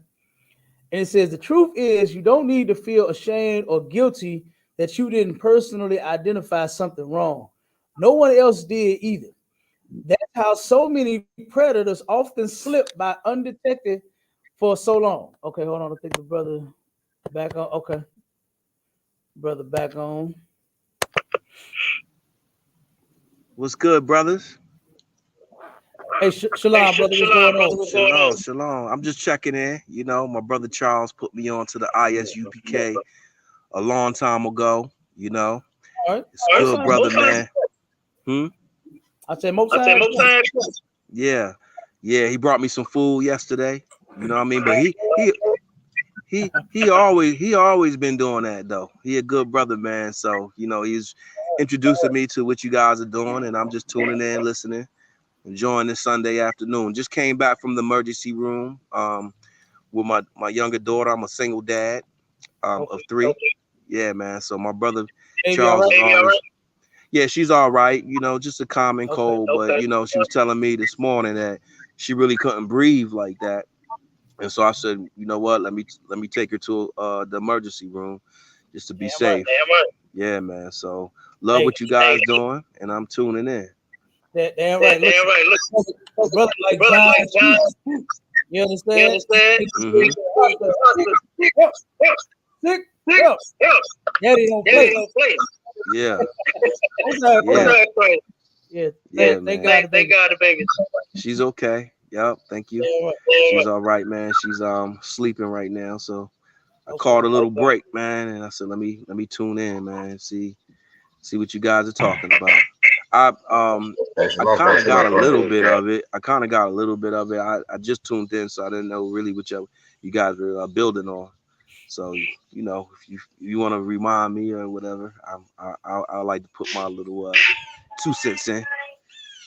I got you. Mute up for me real quick. Want me to mute? Want me to mute? Mute until you ready to speak. All right, because we had a little reverb going back, you know what I'm saying? So just to catch you up to speed, where we're going at is the topic is, if Christian pastors follow Christ, why do they defile children? Right? And we just read a couple of articles about, the first one was about a sexual deviant that's posted up outside of a Catholic school handing out fentanyl. Then the other one second. There you go. Right on. No sweat, bro. The other one was about a pastor. There was a family member that had been molesting this child from the age of 7 all the way to 16. She ended up having his baby. He first started molesting her, performing oral sex on her, and having her perform oral sex on him when she was 7, molesting her at the school's parking lot, back parking lot. You understand? Trying to trick her with candy, all kinds of things, man. So that's what we're talking about. These Christian pastors that claim to follow God, claim to love Jesus and all of that, but then this is what they do to children, right? And so now I was just reading from an article that says that's how pedophiles hide in the church. You understand? They actually, if I could, sir. They actually go to these churches. You understand? And guess what? They're safe. That's their safe haven. Go ahead, Maisha. Now, if I could, sir, with the brother coming on stage, I know this brother personally right here, right? And what you're saying is very heavy because he fought for years to get his kids out of that type of situation. This brother has fought. He's a single father. He's been fighting and still fighting to this day. He don't live too far from me. You know what I'm saying? But I go bring the brother some food or do whatever. But this brother has fought, man. And he has custody of his children, man. I don't know too many brothers that have custody of their children. Damn right. This brother is a warrior in my eyes, man. So you gotta get this brother to school, man, so you can keep fighting, brother. You know what I'm saying? With that, I say something like this, sir. Damn right. And give that brother a hand, man. Give that brother a hand for doing that. You understand? For taking on his children. There's a great myth out here that black men don't care about their children. You understand? And I could big up myself and my brothers in the school all day long, but here's a brother that's doing it. You understand? That's not in our school yet. You understand? And I know other brothers, you understand, that are doing that same thing. You understand? That love their children, take care of them, willing to take them, see a potentially harmful situation or whatever the case may be, and go get them. You understand? So big up to you, brother. You know what I mean? For handling your business with your children. Like I said, that's always a good thing to see and hear. You understand? Because we catch heat all day long for being dogs, deadbeats. You understand? We ain't nothing but baby makers. Yeah, we want to make a whole bunch of babies. but we take care of them as well. You understand? And if it wasn't for this lousy system and this lousy oppressive society that we live under, we could be great fathers. You understand? That title deadbeat would not be on us. That title baby make it'll be baby maker the right way. You understand? Like half on a baby. You understand? With us creating families, nothing wrong with that. But now because they set up child support, you understand, and give the mother all this wig and welfare and all of this nonsense to take the man and to put him out the house. You understand? Then that's this the type of thing, this the type of stigma that we living up under. You understand? Is that we ain't nothing. You know what I mean? They say that we are absolutely nothing, you know. And guess what? You know what I'm talking about? And guess what? That is a total lie that black men, matter of fact, we read that article too. There is more black men in their lives, the children's lives, than out. And the children absolutely need their fathers. And the article said itself. I didn't say it. The article said that the black father is the best thing for a black child. You understand? So big up to this brother Steve. You understand? For doing his fatherly right. thing, man. You understand? So shout out to that brother. You understand? And Lord will you stay up under this brother. He's a mighty, mighty officer, man. And you know him personally. You understand? Like I know him personally. You understand? So guess what? Hey, we should be seeing this brother in some all black shortly. You understand? If you following my Shala, brother, I know you finna be in all black, you understand, with some shades with the flip up on them, you understand, shortly, okay? I already know, you understand? Yeah, so, yeah. like I said, Right. hey, anytime you want to chime in, just come off mute and say excuse me, you know what I'm saying? The only reason I had you mute, because like I said, we're getting a little feedback on this end. So, You still getting feedback now? Could go you ahead. hear me okay? Nah, It is, man. but it is, but go. I don't. There's nothing going on over here, so I don't know. But I thank you for having me on first and foremost. Thank you, Charles, for telling me about the ISUPK. Been telling me about it for some time now, and man, like you was just saying, I'm a single dad, so I wouldn't trade it because I fought for it, but it's challenging, but it's all worth it, and my fight for my kids, man, it was a little journey, but I had to do all the like necessary things, like, take notes, document a lot of stuff. The kids were a big help. I had to hire like guardian ad litems because, the courts, unfortunately, they don't want to hear the child's version because the courts is under this conception that children are being coerced to say what they say. And so I had to take extra steps and pay extra money to get a special lawyer, not to mention my own lawyers, who I had some very good lawyers on my side, some black lawyers named Shekinah Wilkerson, and they were more like advocates. And I always tell people the difference between a lawyer and an advocate is that a lawyer be fighting for you within the guidelines of the law, but advocates fight to change laws. I got lucky. I got blessed to have 2 in 1. I had advocates and I had attorneys. And so I think that for people that black fathers, especially black fathers, that's fighting to get their kids and they want their kids, and the piggyback off what you said about is documented that black fathers do a very good job raising their children. And the first time I heard that was through my attorneys, Shekinah Wilkinson. He put up an article, and the article stated that, society would like you to think that, want people to think that, black fathers are deadbeats, but in fact, it's factual that black fathers are the best fathers, and there's more black fathers fighting for their kids than they would like to put out there. And so they were the ones that mentioned what you just mentioned a couple seconds ago about how black fathers are very active in their children's life.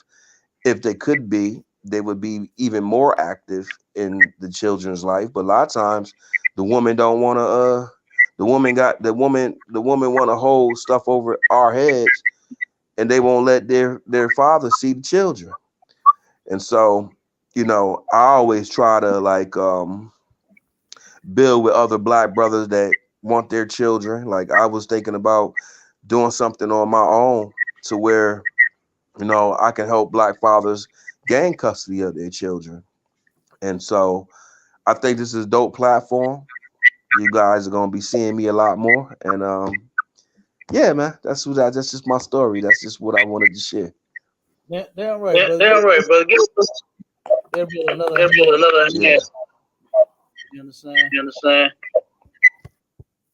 Yep. So Lord will, like I said, you keep rolling with us. You understand? And you getting it all black, and you become a trooper within about 90 days.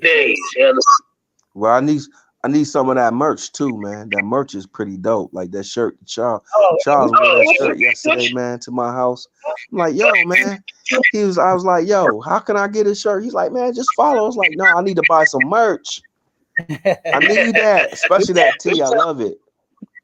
I'm the only black guy that work at my job too. So I was telling him, I don't think we touched on this yesterday, Charles, but I was like, I ain't gonna lie, man. They might be calling me all types of shit, things behind my back, but they treat me pretty good there.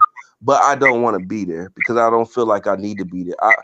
I don't feel like I want to be there. You know, I need some diversity. One thing I'm gonna tell you, brother, if I could, Cap, if I could. Go ahead, bro. One thing I want. We ain't really talk about. I know we chopped it up a whole lot yesterday, man. But one thing about it is, man, when you come to serve the Lord, man, get ready for adversity, man. And that's what a warrior is being. You know what I'm saying?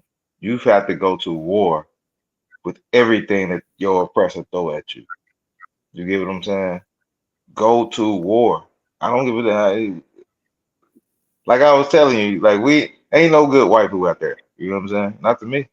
You know what I'm saying? But get ready to go to war, brother. If you come to serve the Lord, hey man, strap your boots up, man. Get it all black, man. Let's get with it. Let's go to war. Damn right. I'm with it, man. Me and Charles had a conversation yesterday. He's like, you think white people good? What was your question, Charles? Tell him what your question was. No, I was asking him, do you think it's all white? Okay, I gotta read. So I was asking, do you think all white people are good? You know what I'm saying? Yeah, and my response to him was, I don't think that all white people are bad.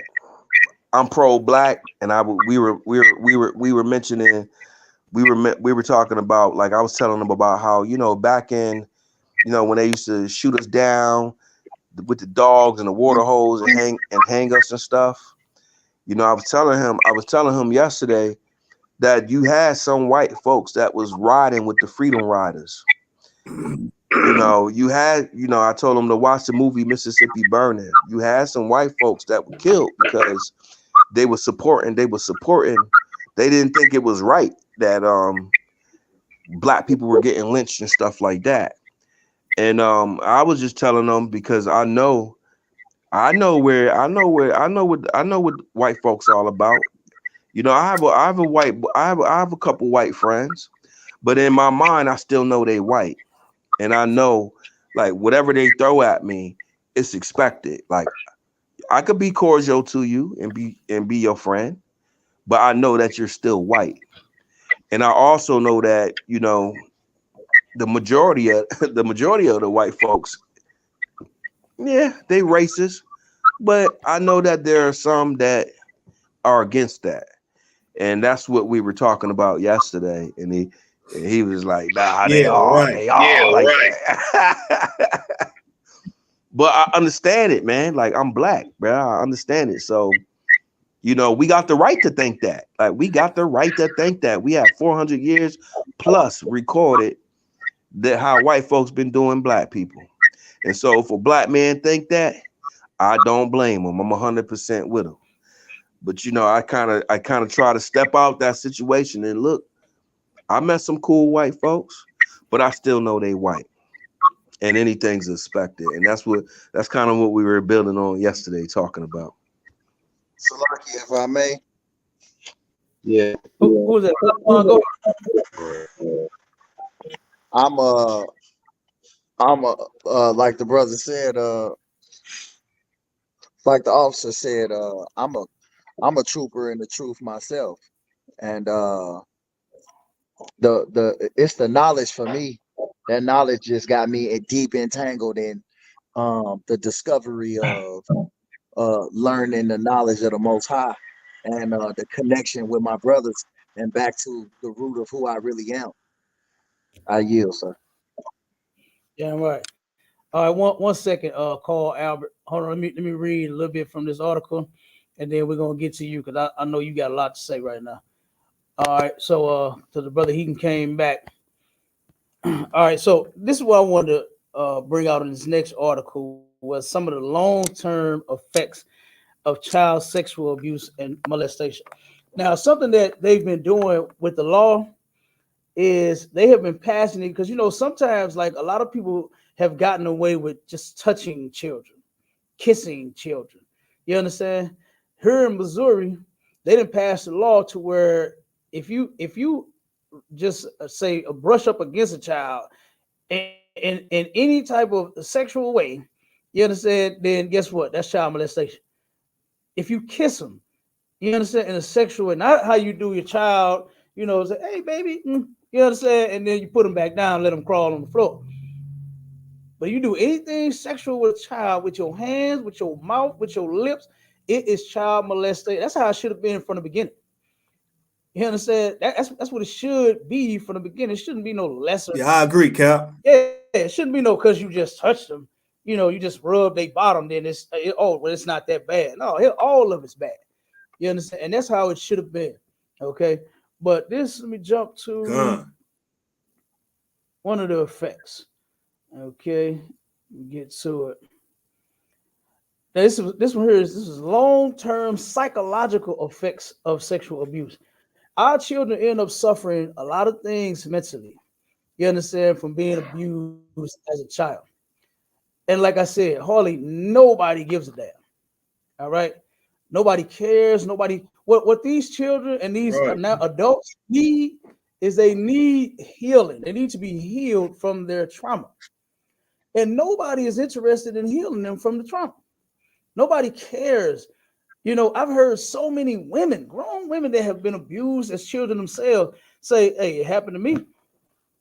Like, and like you didn't just it hasn't happened to me, but I still got compassion for a child that has happened to, or even an adult that has happened to. You understand? I ain't just so high up there to where I can't feel my people's pain. You understand? I can feel all of their pain, man. You understand? Oh, whether I've been through it, did it, or felt it, literally, physically, or not, I feel it. You understand? And this is the thing that the ISUPK focus on is healing the victims. All right. And this is one thing right here, this long-term psychological effects of sexual abuse. Child sexual abuse and molestation are linked to a range of serious mental health issues.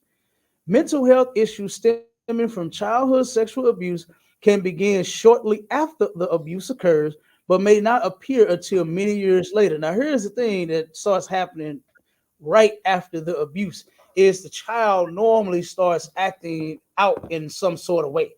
They go from say for instance being children most times they got so much energy and they're understand, they live, they want to play and they having fun, they smiling and laughing, and you understand, they want their favorite little snack and toy and all of that, and then they go from that to like, damn, like what's wrong with my baby? Is my baby sick? You understand what's going on? Good point. Children, they often go to school and they once had A's, excellent student, honor roll and all that. Now they got F's. Now they got D's. Now they're getting suspended every day. Now they fighting every other day. You understand? Because those children are going through something mentally, man. You understand? And we in the ISUPK, we fight and we help those children and those adults mentally. So if you have ever been a victim of such abuse and you are suffering from, from any type of effect, you understand? You're having any type of effect of it, you can call us and we'll help you through this whole thing. You understand? Whether you're a child or whether you're an adult or not, you just have to be a victim. You understand? And then it says molestation in particular might be confusing to a child when abuse is not painful for a victim. It may not be until adulthood that the victim fully realizes what occurred. Studies increasingly show that adult survivors often do not recall childhood sexual abuse until asked about it.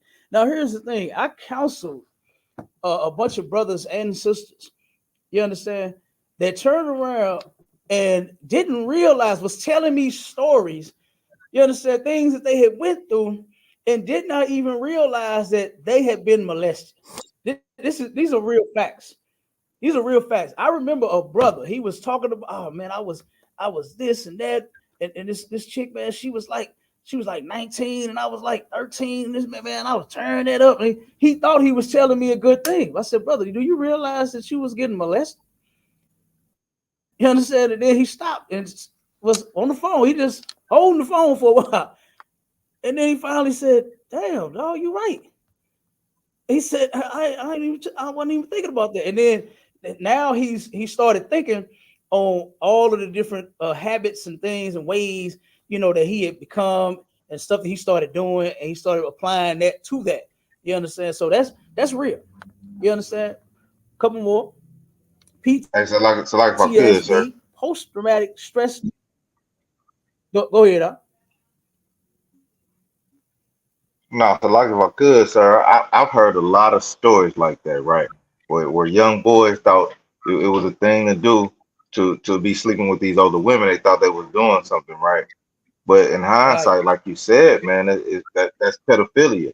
You know what I'm saying? Like these older brothers be chasing these cougars, man. That's like if we really look at it, like you say, if you look at it from back in the day, man, you brothers in high school and you messing with a woman in her 30s or late, like that's pedophilia, brother. Like I mean, Yeah. It, that's hard. It's heavy what you it, bringing it out, is. so it's a lot. Yeah, I was watching a Tubi movie the other day, and the movie was going good until I seen the teacher having sex with the student. You understand? The woman was a teacher, and the student come out the class. The husband walking in, he going out, and he laugh at the husband. Then the woman, the teacher's fixing clothes and doing all this when the husband walking in, and then it turned around, did a flashback, and then showed the doggone student having sex with the doggone teacher. That ain't cool at all. You understand? Go ahead, yes sir. So like I was just gonna say, I just found out yesterday that Diana Ross had a sexual relationship with Michael Jackson while he was underage, and all the pictures on social media growing up. I just never knew that he was underage, but everybody else knew, or people in the industry knew that his dad was arranging those orgies for those older artists to come in and enjoy themselves with Michael Jackson. So there you go. There's the reason for Dirty Diana. You understand? There's a reason for that song. Yeah, and I don't doubt it. With him molesting those white boys, he got it from somewhere. I truly believe that he was molested as a kid. Like what black child befriends a mouse? You understand? Like, come on, man. Something was really wrong with that dude. And I believe it. You got a big old gigantic bed, you got all these kids in it, and you turn around and playing with a little boy after little boy, and they're just saying that and describing your penis and all that. They ain't lying. You understand? That stuff really happened. I believe that dude was molesting those kids, and he's disgusted for. I don't give a damn about you being the king of pop. You understand? You are molesting children. I don't care because it's white children. Sir. Our people ain't supposed to be molesting no child. You understand? We ain't supposed to be predators. You want to speak on the topic real quick? I came back because I listened afterwards and I thought it was some things addressed towards me, and I don't like people speaking behind backs. Like I said, I didn't want to cause no confusion, but I'm here to Okay, address no. anyone has to say. Okay, hold on 1 second. All right, hold on. Mute up for 1 second because we'll definitely say it in your face. So that ain't no problem. But I'm gonna finish these few little things, and then if whatever you want to go with, you can ask. Go ahead. Like if I could, it's an article on Google where it says Michael Jackson trying to wreck Diana Ross' marriage, and then at the top of it, it just says Michael Jackson is trying to sabotage the marriage of the idol Diana Ross. Now, why the kid got to be at fault for telling the truth, whatever he was saying back then? Yeah. It's just a picture, so I can't. Yeah, probably what you're saying is him being molested by her. You know, something being probably developed a relationship. That's what happens. Children, they have like love strings and love chords. You understand? Like for instance, when you think of a piano, right? And when you turn around, you're playing the piano. That's what all the chords have not been tampered with. But then when you turn around and those chords get pulled wrong, you get a thong. You understand? That's what happens when you're playing that kind of piano. Okay, so those love strings, they get, children, they turn around and they don't know who to love. They don't know what love is. They're thinking that this abuse. I seen it in my family with one of my cousins, his uncle, right? He had molested him, and they had developed a sick relationship over time. You understand? So I know exactly what said you're talking about on that. You have some else, Musa? I was just gonna add on that just the pictures are over sexualized with her with Michael on stage, like her hugging him from behind as if they are a couple, her being always placed on her chest, how I do you.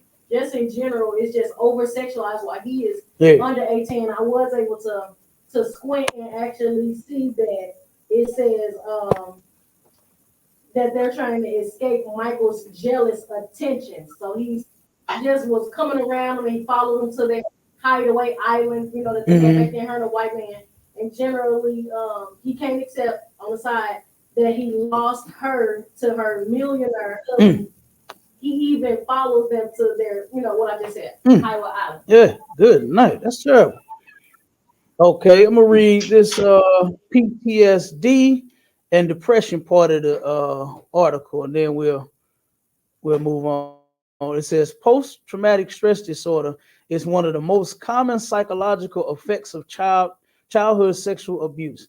Studies show that PTSD related to this type of abuse is more likely to manifest in adulthood. PTSD can manifest differently in different individuals. And it says common signs of PTSD include reliving the event through flashbacks or memories, avoidance of intimacy or sexual relationships, emotional effects like numbness, fear, or shame, loss of memory of the event, and hyperarousal is easily startled, difficulty with sleep and concentration. Okay. And it says PTSD is a complex psychological condition that can increase the likelihood of other issues like depression, anxiety, and substance abuse and suicide. Okay, so this thing that these preachers are doing to people's children, it's guess what? It's doing far more damage than what we think. And this is why we have to turn around and start protecting our children. We got to protect Black children. You understand? Not turn around and let them become victims of such crimes, right? And then it says depression. Studies routinely confirm that there is a significant correlation between childhood sexual abuse and adult depression. Depression can have an overwhelming impact on quality of life and can last for short periods of years. Depression manifests in many different ways. Common symptoms of depression include feelings of sadness or emptiness, anger or irritability, loss of interest in life activities, sleep disturbances, insomnia or sleeping too much, lack of energy, loss of appetite and weight loss, overeating and Right. weight gain, feelings of shame, worthlessness, and low self esteem, cognitive difficulties, thinking, memory, and recall, and suicidal ideation or suicide attempts. Right. Okay. It says depression is a serious mental health condition. Left untreated, it can lead child sexual abuse victims to commit the suicide. And matter of fact, I'm gonna read. I'm gonna just keep on reading this, okay? Because this is important. All right, we got to get this out, and we got to turn around Let's get it, and Cap. start helping the victims of child abuse. You understand? Now, anxiety. A lot of our people suffer from this, and they don't even know it. Right? All of these, the depression, you understand, the PTSD, the anxiety, everything in this article, a lot of our people suffer from it and they don't realize. And it says survivors of childhood sexual abuse are also at risk of developing anxiety disorders, both in childhood and in adulthood. Anxiety disorders can manifest in many different ways. One can broadly identify anxiety as feelings of apprehension that have serious effects on thoughts, emotions, actions, and quality of life. And here are the common signs of an anxiety disorder. Okay, and it says feelings of panic or danger, nervousness or restlessness, increased heart rate or breathing, overwhelming worry, sleep, and cognitive issues. Severe anxiety requires medical intervention. If a person with severe anxiety does not receive treatment, the condition can worsen. And I've seen it worsen in a lot of people. Okay. Let's see. So like if I could, sir. Long-term behavior. Go ahead, Mighty Man. So like if I could, sir, that kind of sound like the things that's going on with these 304s. You know what I'm saying? Because y'all constantly land with many men, and you wonder why you got all Yeah, these it's coming. symptoms and all these problems. You know what I'm saying? And Yes, that comes along with it, sir. So like, that one is coming. Absolutely. We got that coming up too in the same article. Long-term behavioral effects of sexual abuse. The behavioral effects of childhood sexual abuse are closely linked to the psychological effects. In many cases, behavioral effects appear as coping mechanisms to help victims deal with co-occurring mental and emotional issues. Co-occurring, so like mental and emotional issues. Substance abuse. Studies consistently find a high correlation between childhood sexual abuse and dependence on alcohol and drugs. One study conducted on adults at an inpatient it's like an inpatient substance abuse detox center found that 81% of women and 69% of men reported physical childhood sexual abuse. So most of the drug addicts, like we say this all the time, that a lot of people are doing the drugs because they have some type of childhood trauma. They're trying to get away from it. They think that drug is going to take it out of their mind because they can't get over it. They haven't been healed. So they do use drugs on that. And then it says there's also a known correlation between childhood sexual abuse and alcohol abuse later in life. This is a particularly complex topic, as it's believed that the family alcohol abuse is likely a contributing factor in the sexual abuse of a child. This suggests that a family history of alcoholism can contribute to both sexual abuse and the likelihood of a victim going on to abuse alcohol. Substance abuse comes with pervasive effects in every area of life and can lead to serious negative consequences for psychological and physical health. It also negatively impacts relationships, education, and earning ability. Okay, Carl, you had your hand up, brother. You want to say something? Yes. Because once again, y'all dealing with this topic of sexual abuse. Have you ever dealt with the fact that a child get sexually abused and the abuser hand they picture off to get them murdered then? Because that's the case that Captain was tied to. Well, Bambata, they raped the boy April the 1st, 2013. And then he handed the boy a picture, which he was a Hispanic boy, I think Puerto Rican. And y'all deal with the 12 tribe charts, whatever the Puerto Ricans are.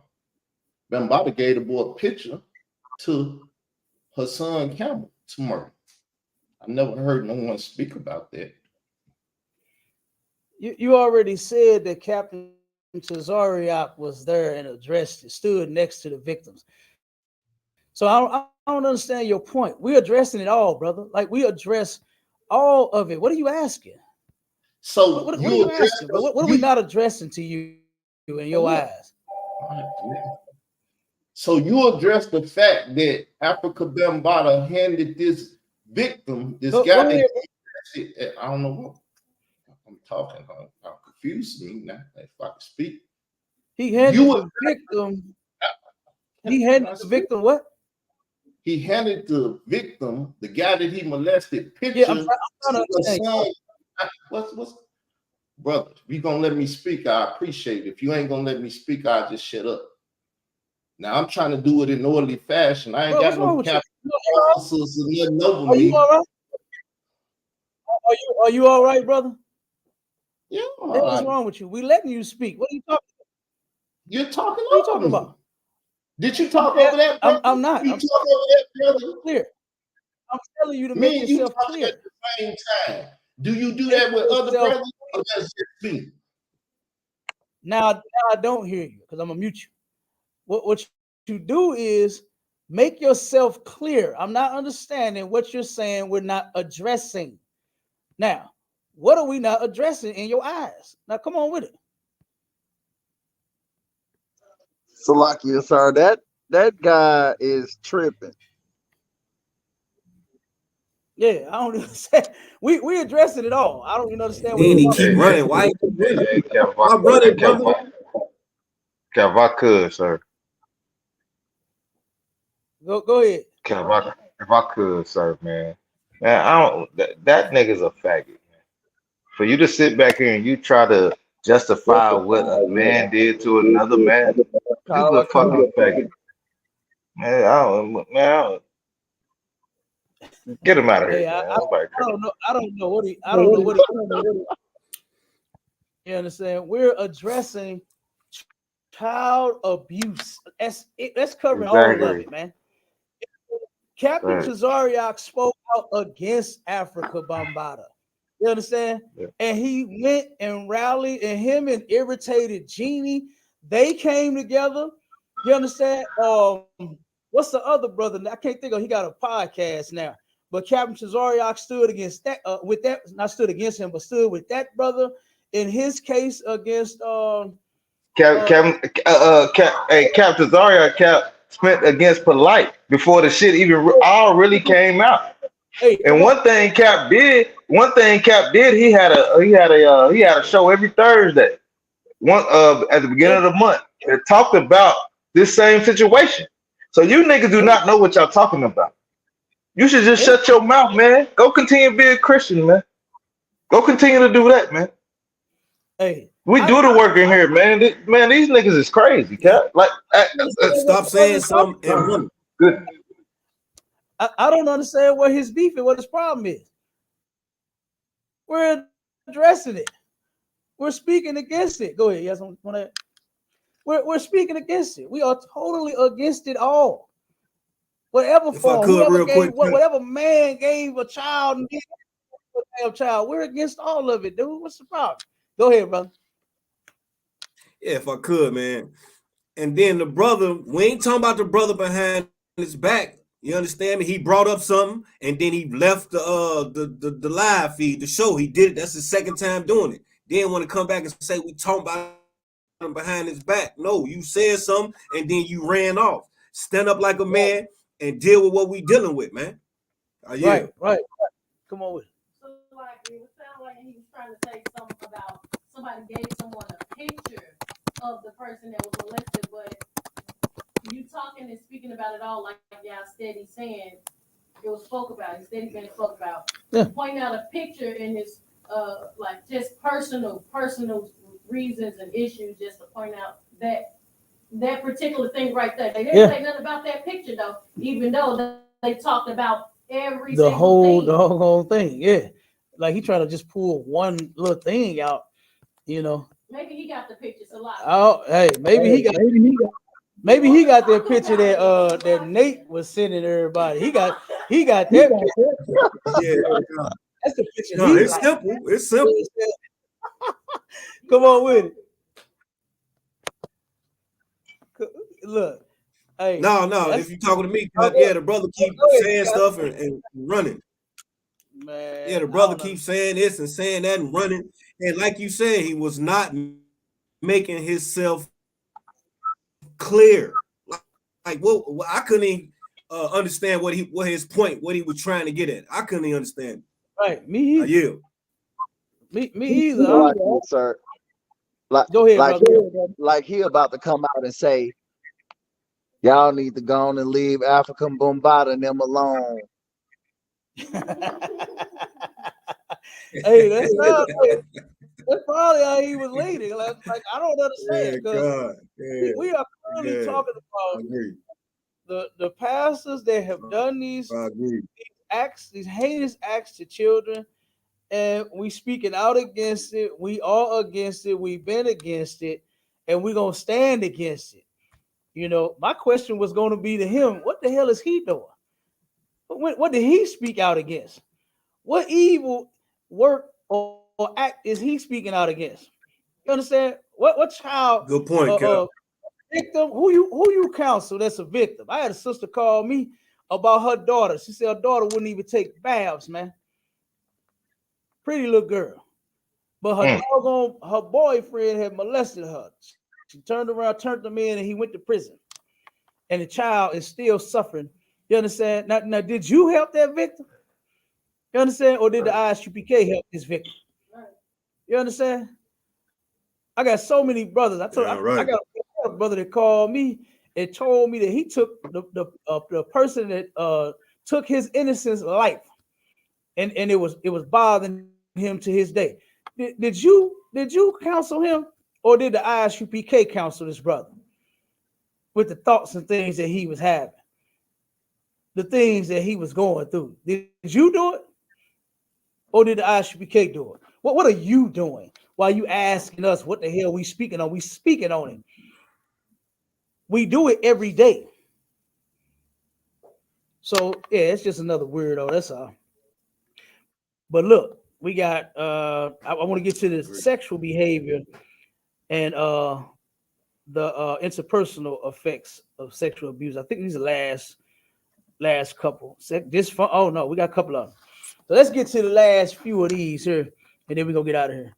Because one of them is eating disorders. You know, we ain't got to explain that. You know what I'm saying? We got to go through that one. That's simple enough to understand. But there's all kinds of things that, you know, victims do to try to cope, you understand, with, you know, what has happened to them. You know, I know one, and like I said, the protection of a child should not be left up to the child. The parent's supposed to do that. I remember that this child that I was counseling had told me that she used to wear skirts and dresses up until she turned around and got abused at her school by her teacher, right? Turned around and went home to tell her mother, and the mother told her she was lying. And she said that I stopped wearing dresses because he very easily put his hand up my dress. And she said, I only wear pants. She's doing this to try to protect herself, you know? And that's a shame for a child to have to do such. You understand? A child can't protect themselves, man. We supposed to do that. That's our job. And the men in the ISUPK will die to do it. You understand? We will die to do that job in here. We love each other in here and our children. And I love my brothers and my sisters' children. And ain't nothing perverted about it. And guess what? Ain't nothing going to happen to them either. Because you got a whole lot of brothers that'll stand right in front of them before you ever do such a thing. Right? So let's get to the sexual behavior that Officer Maya Shala brought up. You understand? The reason some of our sisters and even brothers do it too. You understand? Have these problems sexually, you know, to where there's such whores and such whoremongers. You understand? 304, they turn around at Sexy Red. She admitted to being abused as a child. That's why she's the way that she is. That's why her vagina is pink and her booty hole is brown. That's why she's giving it to everybody. That's why she's pregnant by everybody. That's why she's getting STDs from everybody because of the abuse that happened to her as a child. You understand? And it's sad. I saw the interview. The sister laughed about it. That shit ain't funny. You understand? It ain't funny at all. Right. You know, she needs to be healed from that too. And I'm sure her rap buddy, Sukiana, Suki with the good coochie, I'm sure she's been victimized as a child too. You understand? Because she's another one that is off the charts. Lord have mercy. You understand? Everything is sexual. Your sex is great. Don't get me wrong. But goddamn, you understand? Every song is sex. Every song is about that dangly thing in the back of your throat. You understand? Everything is about sex with these 304s, man. And the majority of that stems from them being molested as children. You know? All right, now let's keep going. It says sexual risk behavior.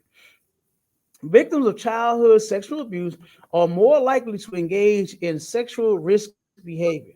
Sexual risk behavior is linked to sexual abuse in childhood and is accompanied by many negative consequences, including higher likelihood of further sexual abuse, teen pregnancy, STIs, and HIV. Sexual risk behavior can take many forms. Some of the most common involve unprotected sex, sex with multiple partners, and sexual activity at an early age. Okay? And our sisters and our brothers, especially our sisters, they are definitely suffering from that. And you black men and Hispanic men and Native Indian men, don't take advantage of no sister that's been sexually abused. You understand? Don't be trying to just smash and hit and run and smash and pass and all that nonsense and one night stand just because, you know what I'm saying, you can do it. 9 times out of 10, that sister has been abused as a child and is doing what she's doing because she is suffering from the effects that this article is talking about. Psychological, physical, you understand?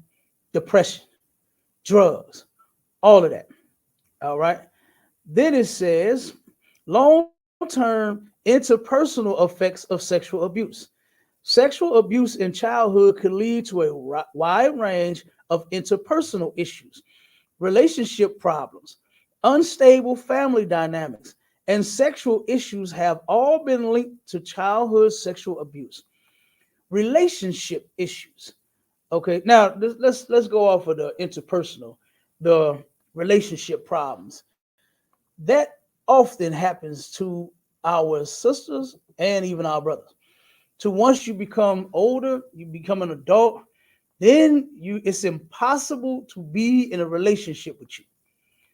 The woman, she runs off every man that she's ever been with.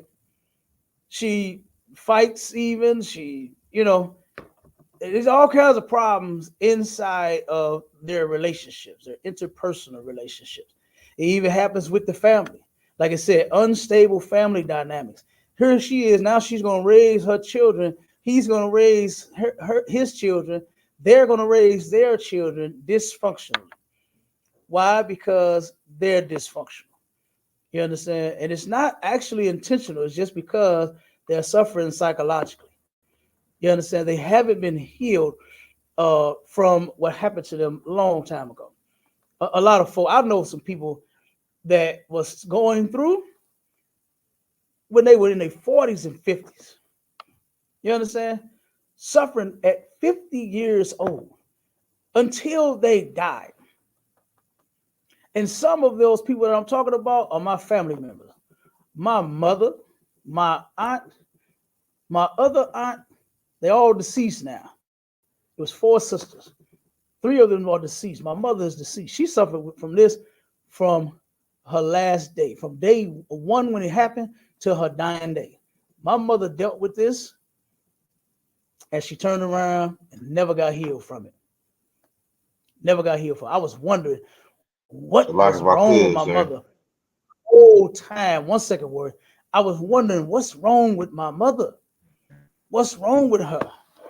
Not knowing that her sick, nasty ass father had molested her and her sisters when they was children. I didn't know it. I didn't know. I was thinking, my mom was crazy. What's wrong with this lady? Why is she so abusive? I didn't understand this. Why she, mad at me about everything? I didn't understand, but now I do. I had to study this. I had to research this. My aunt, she died. She took on, all of them took on the drugs. Well, the third one, the oldest one, no, the second oldest, the oldest and the second oldest did not do they did the drug, but then they stopped. The younger two, my mother and my other aunt, they did. And that took them out of her. My aunt, she suffered. She couldn't get, she didn't get no healing from that either. And she turned around and died from that fentanyl. As I prophesied and spoke in this radio show and on the streets at camp, I said, if you don't stop smoking them drugs, you're going to die from some fentanyl. You're going to mix your crack and your weed with the fentanyl and you're going to die. And 2 days later, my aunt was dead on somebody's living room floor from getting that fentanyl, that crack meat mixed with that fentanyl. She was got out of here. She suffered from these effects.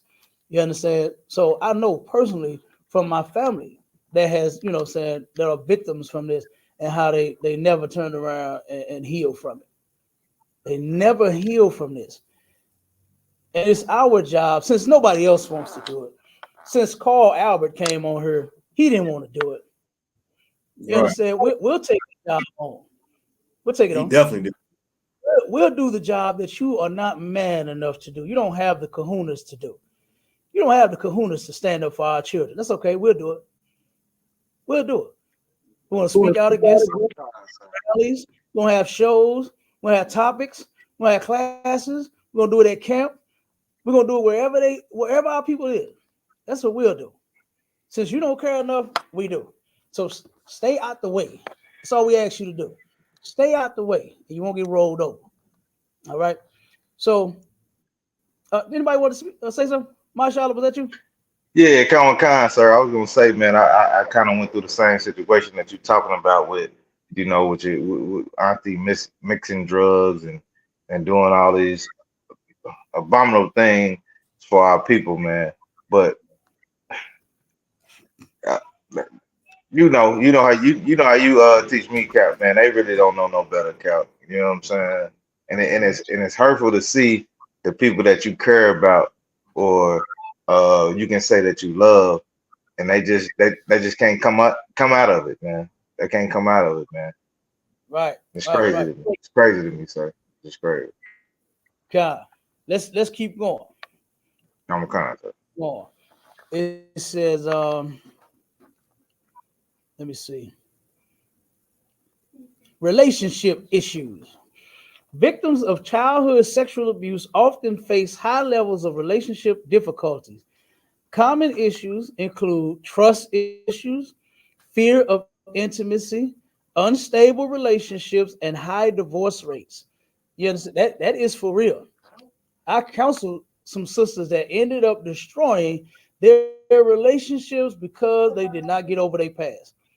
The sister was crying about how she just could not get over. I'm like, but look at what you're doing to your husband, though. Look at what you are doing at home with your kids and this and that. You gotta get some help, since you gotta turn around and heal from that. And she didn't. She turned around and divorced anyway. She said, I let this ruin my, and then afterward, she said, I let this ruin my marriage. I let what happened to me ruin my life. That's what she admitted and said. And that has happened so many times, man. And at what point do people care about the victims? At what point do you stop telling them that they lying? What point do you stop accusing your child she trying to take your man? You know how many times I heard that before? I done heard victims say that my mama told me I was trying to take her man. Are you kidding me? Your man is trying to take your child and you so stupid you don't even see it. And you don't even do nothing about it. But let's keep reading. It says childhood sexual abuse can affect intimate romantic relationships as well as parenting and family dynamics. Data shows that childhood sexual abuse victims experience greater difficulty in establishing and maintaining safe, healthy relationships than those without a history of this type of abuse. So, like I said before, it's hard when they turn around and you got all of this stuff up in your head that you haven't been healed from. You can't function properly. You can't see that the man that you with is not trying to hurt you. You understand? But because you've been done a certain type of way, it triggers, or he say a certain thing, it'll trigger, and then now it's like, wait a minute, why are you saying it? And now you starting a whole problem, and he just wants his woman. And but because you haven't been healed from what happened to you in the past, there's some sort of trigger, and then now, bam, your whole relationship is down the tube. You understand? So you need healing. The victims Come. protected and they need to be healed. Even if you are an adult, we'll protect you too. You understand? We protect all victims. Sexual dysfunction. Adult survivors of childhood sexual abuse routinely report issues with sexual dysfunction in adulthood. Women with a history of abuse report higher levels of difficulty with desire and arousal. For both men and women, the presence of PTSD symptoms can contribute to the occurrence of issues with sexual desire, arousal, and performance. Like, you turn around and in some cases you can become like over, you understand, you can over sexualize things, everything, your life, to where that's all life has been for you since you was however old you was when you got molested. It's all it's been was sex. Some, like this girl in the article that we read, from the age of 7 to 16, her life was about sex. It wasn't about her getting her education. It wasn't about her one day growing up and going to college. It wasn't about her being on the pom pom team or the cheerleading team or being a track star in school or whatever type of athlete or academic, you know what I'm saying, she wanted to get into. It wasn't about none of that. Her life was about sex. And if she don't get healed, it's gonna continue, and everything gonna be about Right. sex. And if a man ain't taking her to Pound Town and he don't love her, if a man ain't taking her to Pound Town and he don't want her, if a man won't give her something and he don't want her, like, now It's a it's lot nothing if I wrong. could, sir. One second, it's nothing wrong with sex. That's not what I'm saying. I'm speaking on the people that have those dysfunctions to where life is all about sex because they've been victimized. That's all their life has been about. It's just sex. So if my man don't give me sex, then it's a problem. Now I know you want the D. You understand? I know you want the D. Nothing wrong with it. Get it from your man. But if you don't give it to, now it's a problem. And most victims, they do that. And this is why they go from man to man to man to man to man, because they're suffering from this dysfunction to where they only think sex is to turn around and please others. All they've been doing is pleasing their uncles and cousins and mothers, boyfriends and pastors and all of these people that's been taking their body since they were kids. That's all that life is about. That's all they think life is about, is pleasing this man or whoever wants this body, to where they have no value. They don't even value their body. You understand? And they learn that through the abuse that they suffer. That's where they develop that low self-esteem. And they don't have high self-esteem. Our children's esteem should be on high. It should be on 1,000, not 100. Yeah, It should be on right. 1,000. They should feel Like, so good about themselves. You understand? They should feel good about themselves. And they should never be abused to where they should feel bad about themselves. Go ahead, Maisha.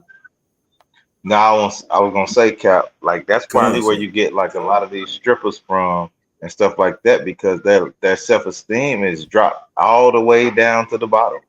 You know what I'm saying? And a Yeah, lot of our women in the community, they gotta go get these BBLs because their self-esteem has dropped all the way to the bottom. Their booty is more important than their value. You know what yeah, I'm saying? Like they think that you got a big butt and you walking around and you got these tight pants on. They think that's something. You know what I'm saying? But the value who you are as a woman, that's what a real brother care about, man. That's what a right. real brother care about, man. That's what the ISUPK teaches brothers, man. They teach us the value in a woman, and it teaches you the value in a man, and we teach you how to be a man, be a woman, be a child. Man. So, man, this is a heavy class, sir. You got to do a part two on this one. It's heavy. I like it. It's heavy. Super heavy. Totally do it. Damn right. Damn right. All right, let's go to re-victimization. Re-victimization refers to repeatedly falling victim to the same crime.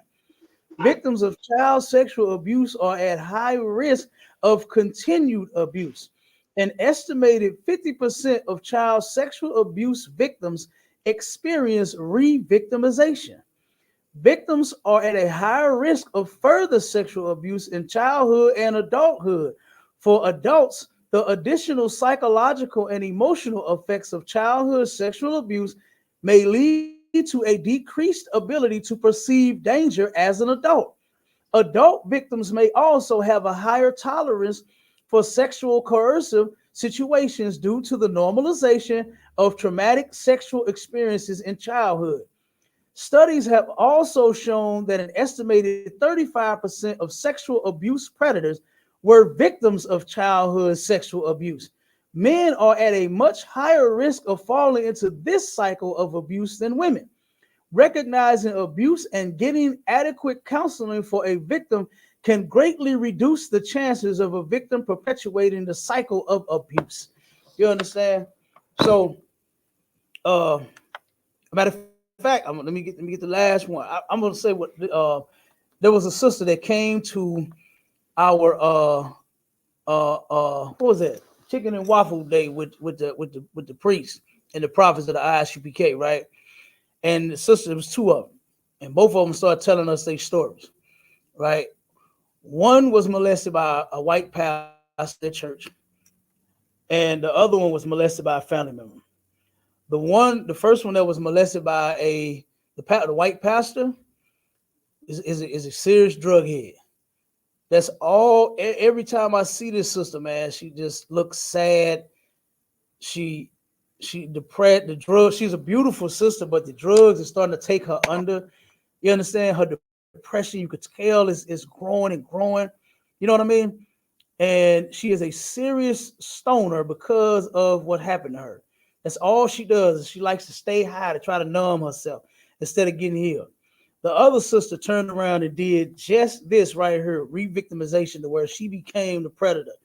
And the sister was hurt, and she was crying. She said, "Well, when I did it, everybody was mad at me. They came at me. They was ready to kill me." She said, "But nobody protected and helped me when I was a kid when it happened to me." She ended up doing the same thing to her family. She ended up becoming the predator after she became the prey. You understand? And it's a continual cycle.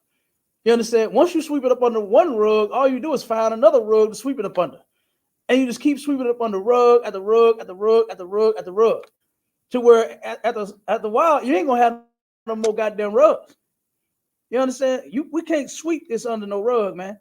We have to address this. We have to deal with it head on.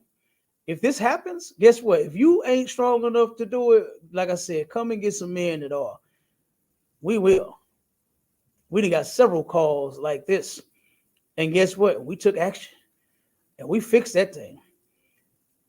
I remember being in a council with General Mahai. Oh my God. I never heard this man speak the way that he did. But brother, I know that had he been at that location, oh boy, that's all I'm gonna say. That's all I'm gonna say. You understand?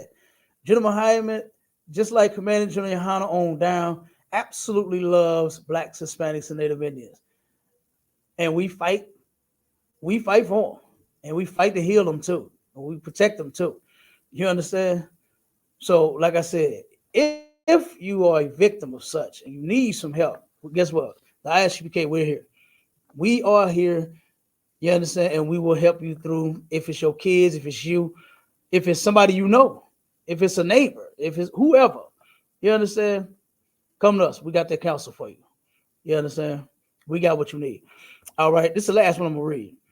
It says long-term physical effects of abuse. Goddamn right, boy.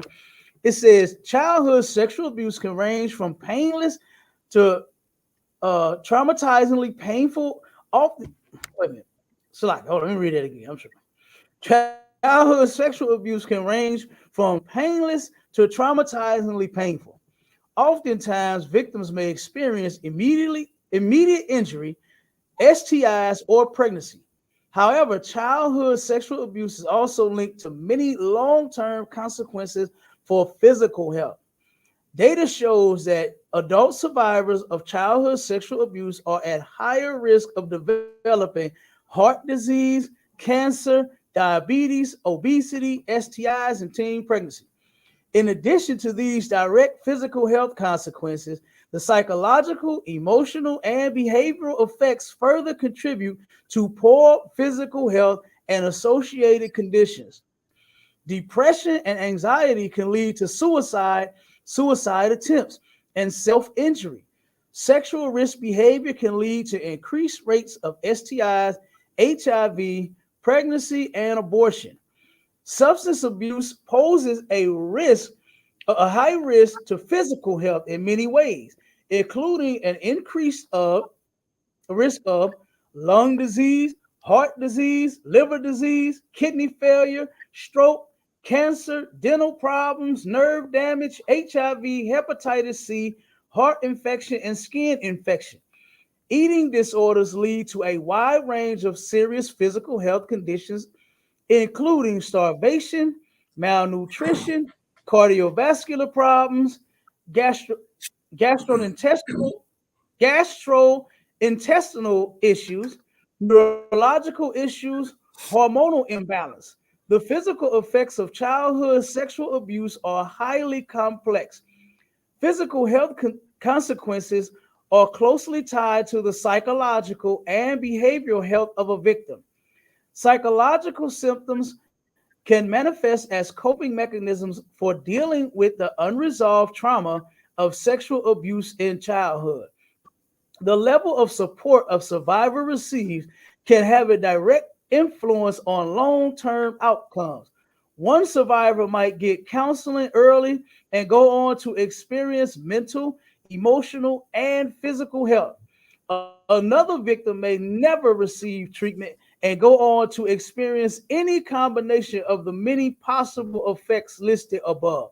With the combination of medical intervention, therapy, and medication, and the ISUPK, a survivor can find relief from the harsh consequences of a childhood sexual abuse. All right. And then we're going to stop right there. You understand?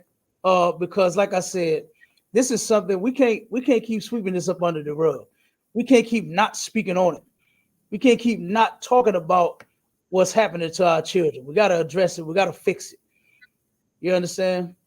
Whitney Houston said that she believes Damn the right. children have a future, and I believe that the children should not be sexually abused. You understand? And I'm gonna let the brothers go ahead and close out. Over to Design. You got anything you want to say before we roll? Heat that food up for.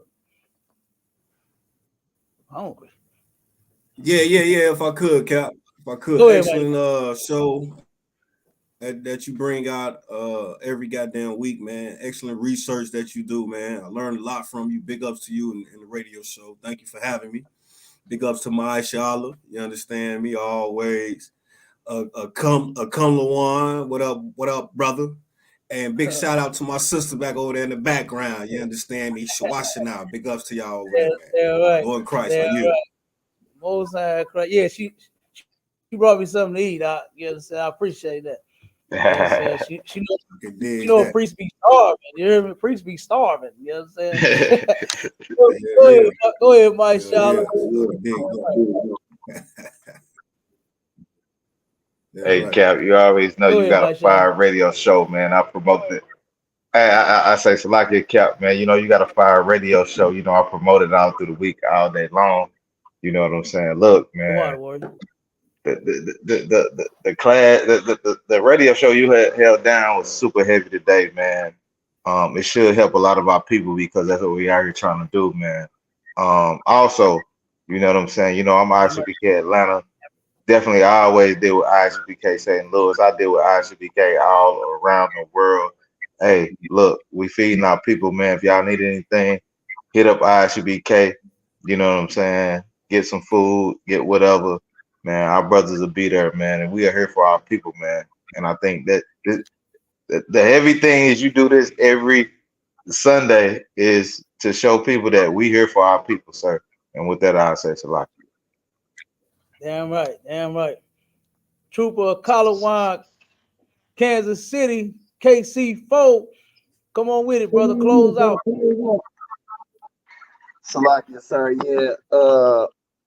You know, as I'm learning more and more, and you know, getting a better understanding of the truth, and fulfilling myself with all of this knowledge that you be bringing out, and other brothers is helping me understand.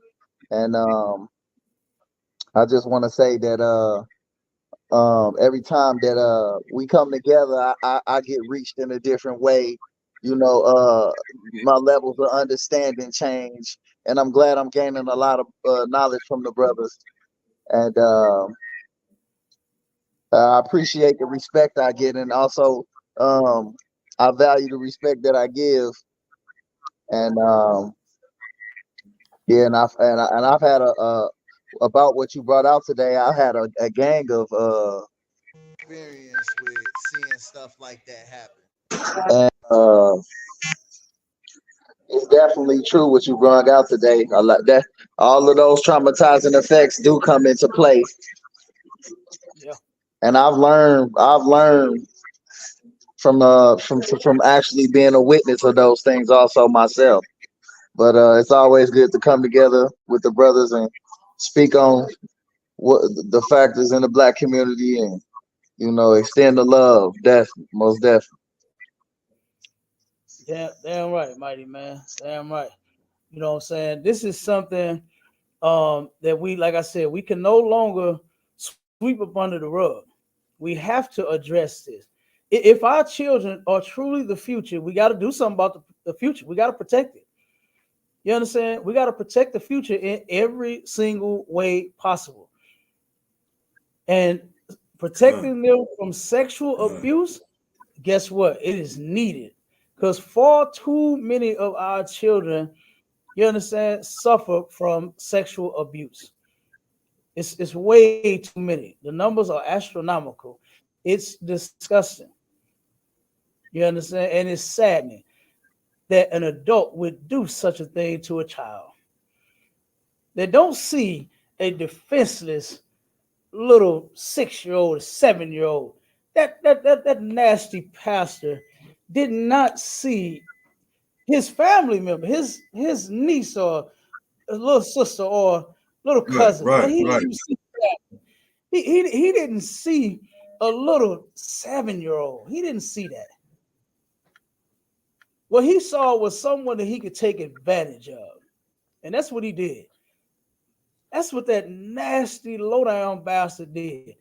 Took advantage of a child to where she remembered over 600 accounts. Now, if that ain't traumatizing enough, I don't know what is. Like the article said, the victims can't get this stuff out their head. They relive it. And this poor victim is reliving 600 times. She already had to relive the account. This nasty sexual deviant asked her or had her perform oral sex on him, and he performed oral sex on her, a 7-year-old, man. Like, come on. If y'all don't understand that Christianity is not the way, if y'all don't understand that Christianity is not the way, then I don't know what to tell you. Lord be with you. But for those that do see and they got some sense, then guess what? Make your way to the ISUPK. And with that, I'm gone. Shalom, Israel. Shalom. Hey, if I could one more time, Cap. Go ahead, brother. Hey, make sure y'all tune in to Heavy Content Podcast, man, here in Des Moines, Iowa, Tuesdays at 7 p.m., man. That's my time. I yield. Damn right. Damn right, Warrior. All right, we're gonna be tuning in. We're gonna come and support your Damn show right. as well. Most High Christ. Make sure you send me a link, and then bring your cap on the show. I don't mind. Yeah. Shit, bring your Yeah, so cap. like if I could, sir, send me the link too of the to Zion. Send me the link too, so I can chime in on, so I can just, I can get in when y'all do it. I don't know when y'all do it, but yeah, send me the link Damn too, right. so I can have it. Damn right. All right, mighty man. Most High Christ. Hey, Yeah, right. John, I'm finna call you, brother. I'm finna call you in 1 second. Shalom. All right, Shalom. All right, shalom, long Christ, Shalom. everyone. Yabba Shem All right, Yabba Shabbat. Hey, how about you? Shalom.